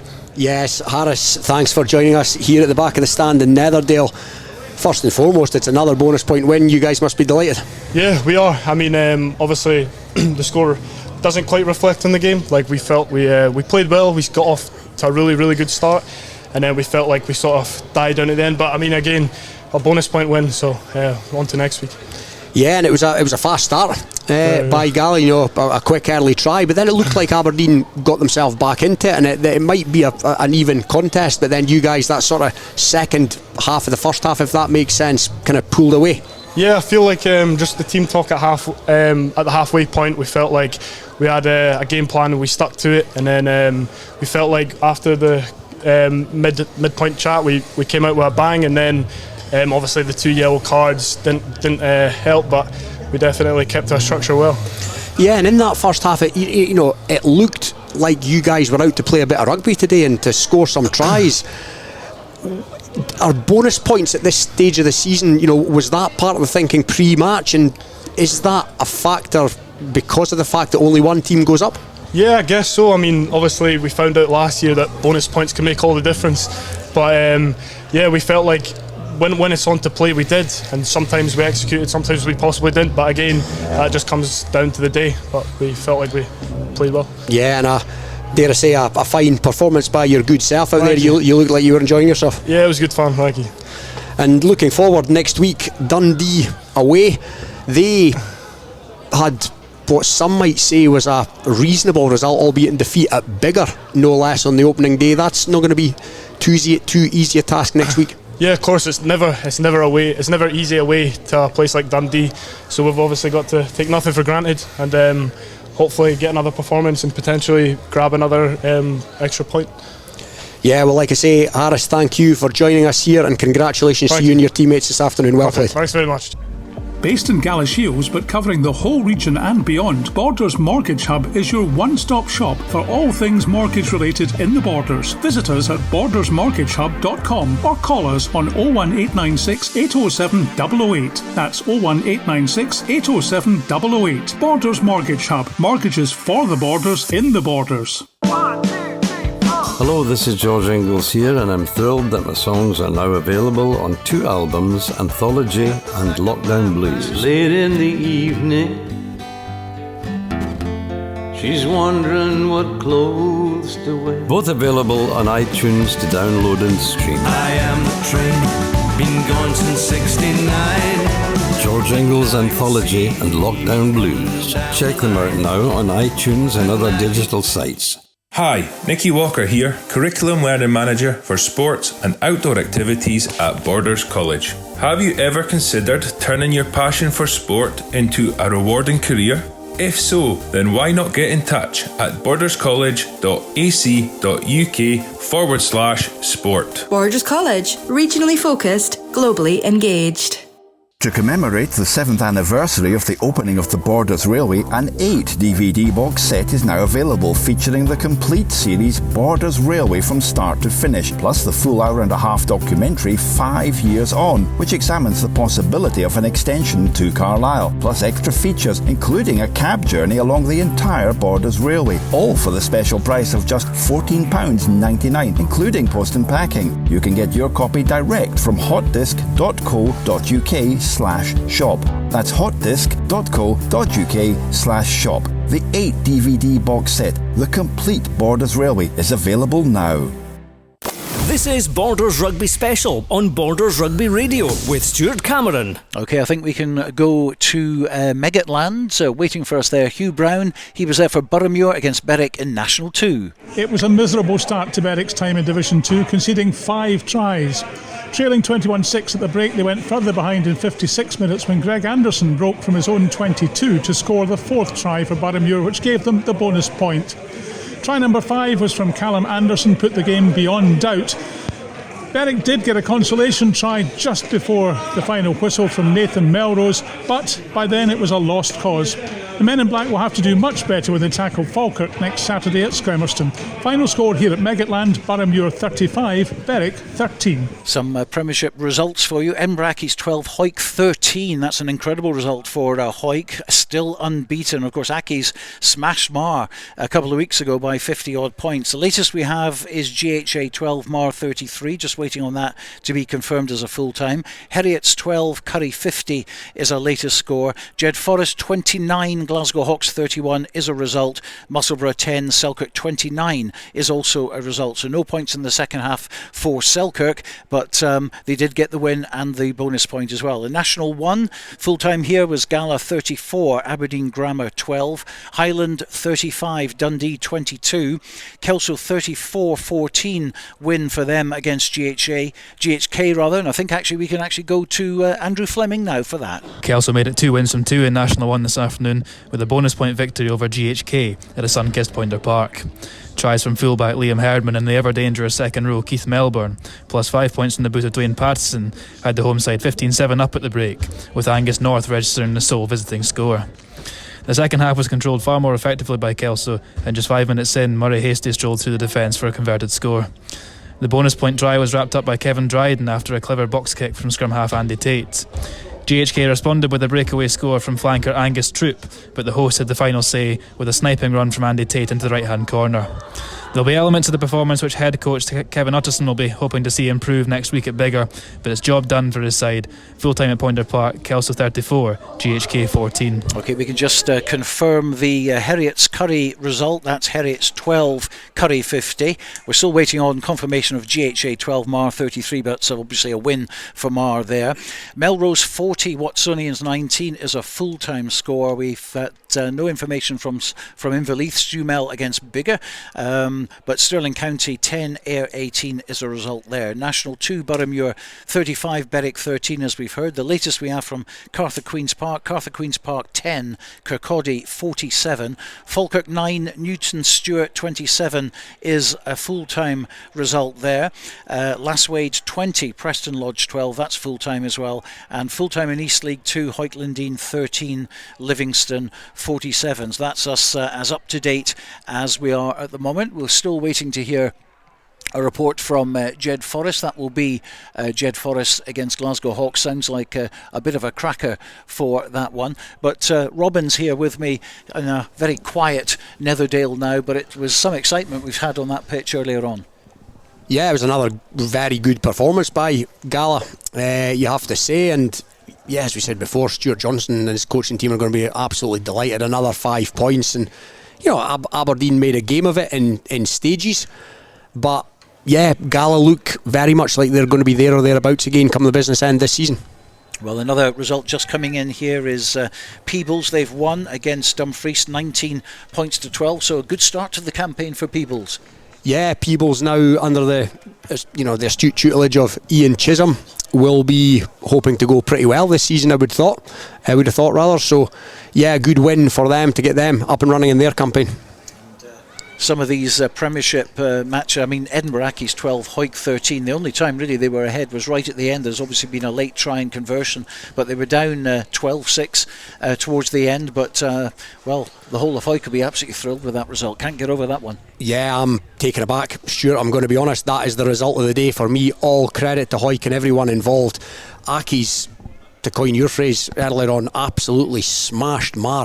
Last season's champions just a week or so ago, and Hawick, by their own admission, probably weren't at full strength today going up there. So that is it's an absolutely outstanding result, and that is really going to kickstart their campaign for sure. You know, they're unbeaten thus far, but they have drawn a game, and they might have hoped to have picked up a bonus point against Jed last time out. But yeah, that's an absolutely outstanding result at Rayburn Place for Hawick today. And of course, looking at Mar and also Curry, the two biggies from last season, 33-12 at the moment. Mar over GHA, still waiting on confirmation as a result, that one. But 50 points, Curry putting on Heriots. And again, they had a slow start. They were 7-0 behind and eventually got back into it. And, well, I think they still remain the favourites. Yeah, you'd have to say so on paper. They're certainly a top 4 team, that is for absolute certain, and you'd fancy them to get a home semi. As last season showed, anything can happen from that point there on. You know, they were clear winners of the regular season last time out until Mar beat them in the one-off kind of playoff final, if you like. But yeah, Curry are going to be there or thereabouts. They've got a lot of good players and they're well coached. And of course, you're a bit of a Jed man yourself, and they got a red card later on. It was one of the centres. We don't know who it was, but there was a red card. We're hoping to hear from Ewan Welsh very, very soon. But they fought themselves back. They got 2 late tries and ended up 29-31. So a couple of points at home, which at least is positive. But Glasgow Hawks taking that by 2 points. Yeah, it gives Jed something to build on. Essentially, again, Jed looked a wee bit under strength again today, and yeah, I think Glasgow Hawks will be happy enough leaving Riverside with the points in the bag. But yeah, Jed have obviously battled hard there, and we've sort of said so far this season that it's maybe going to be a fairly long season for Jed. They're in a period of transition in terms of personnel at the moment, but I'm sure they will be on that horse quick enough, and the wins will hopefully start to come. Into National 1 then, and Melrose winning 40 points to 19. Also, of course, Selkirk winning at Musselburgh in the Premiership by 29 points to 10. Two good results for local sides. Yeah, if Hoyks was the result of the day, then Selkirk's is not far behind. Selkirk now, as we said before, are very much looking up the table. They are an upwardly mobile club, it would seem, and that's a fantastic result for them today. They are unbeaten, 2 wins and a draw. The draw at Mansfield Park, no less, as well. So yeah, Scott White will be coming back down that road today from East Lothian. Absolutely thrilled. Other results to look at there. Ayr winning at Stirling County. Kelso, of course, a good win for them, 34 points to 14. We know that Neil Hinnigan, the Director of Rugby, has been playing everything down as he does lately, as he does. But I think he's quite proud of the fact that they're getting 50 regular at training, and they produced a good result against GHK today. Yeah, Neil's a canny operator. Neil said half jokingly this morning that if he was offered 9th now, with 3 going down, if he was offered 9th he would take it, but that of course is nonsense from him. Kelso, again, like Selkirk, Kelso looked to be a club moving in the right direction. 2 wins from 2. They will sit top of the table tonight, just behind Gala. And yeah, I see Kelso rather being there or thereabouts this season. They've got a good crop of players, they're well coached, their Director of Rugby knows what he's doing, and if they're not right there or thereabouts, they're certainly going to have a say in the overall standing. They certainly are. Other results which kind of took the eye there: Falkirk 9, Newton Stewart 27. That's a good result for Newton Stewart there as well. And of course Melrose winning 40 points to 19 against Watsonians, scoring more points against Watsonians than Gala did here. Yeah, Melrose back on the horse. I think that would have been seen at the Green Yards as a disappointing opening up at Bridgehaw there against Stirling, but yeah, they've obviously got the job done today, and they've got a bonus point as well.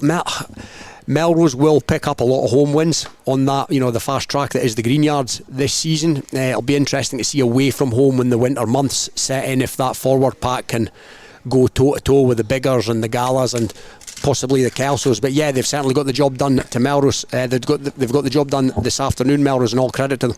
And of course we can now look at some of the matches next week. The Knights, of course, in Super 6 are away to Ayrshire Bulls, and you do worry about that one because Bulls have been on fire this season.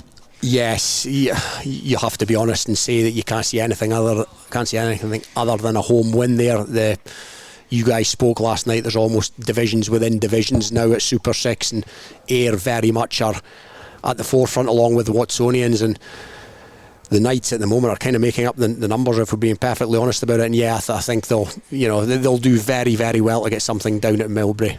Well, it's in the Premiership next week. We have all our teams at home. Hawick at home to Heriots, Jed Forest against Musselburgh, Selkirk at home to Edinburgh Accies. What do you fancy of those three?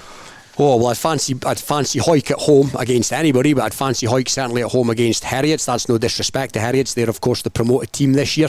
Jed Musselburgh is going to be an intriguing encounter because Jed will be looking to get points. Jed will be looking to pick up home wins, and I think they'll have this game marked on the card as a possible win. And Selkirk will be looking to make Philip Hoss a bit of a fortress and possibly put Edinburgh Accies to the sword. That's going to be potentially a great game, Stuart. Well, the 3 Premiership teams are at home, but the 3 National 1 teams, well, they're actually away. Melrose at Ayr, Kelso at Biggar, and Gala at Dundee. Berwick are at home to Falkirk in National 2, Peebles away at Preston Lodge, Duns will be at Haddington in East 1, and Hoytland Dean at home to Pennycook in East 2, along with Langham against Dunbar.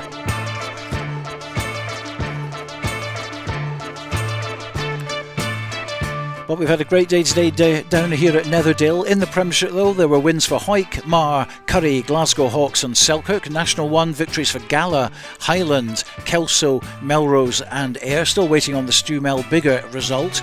On to National 2, Boroughmuir, Kirkcaldy, Newton Stewart, Lasswade and Peebles all got the wins. Still waiting on the Hamilton result. And Hoytland Dean went down at home to Livingston. The other results will be on our website a little bit later on. So we'll be back next Saturday between 2 o'clock and 5 o'clock. Hope you can join us then, but for now, from me and the team here at Borders Rugby Radio, it's bye for now.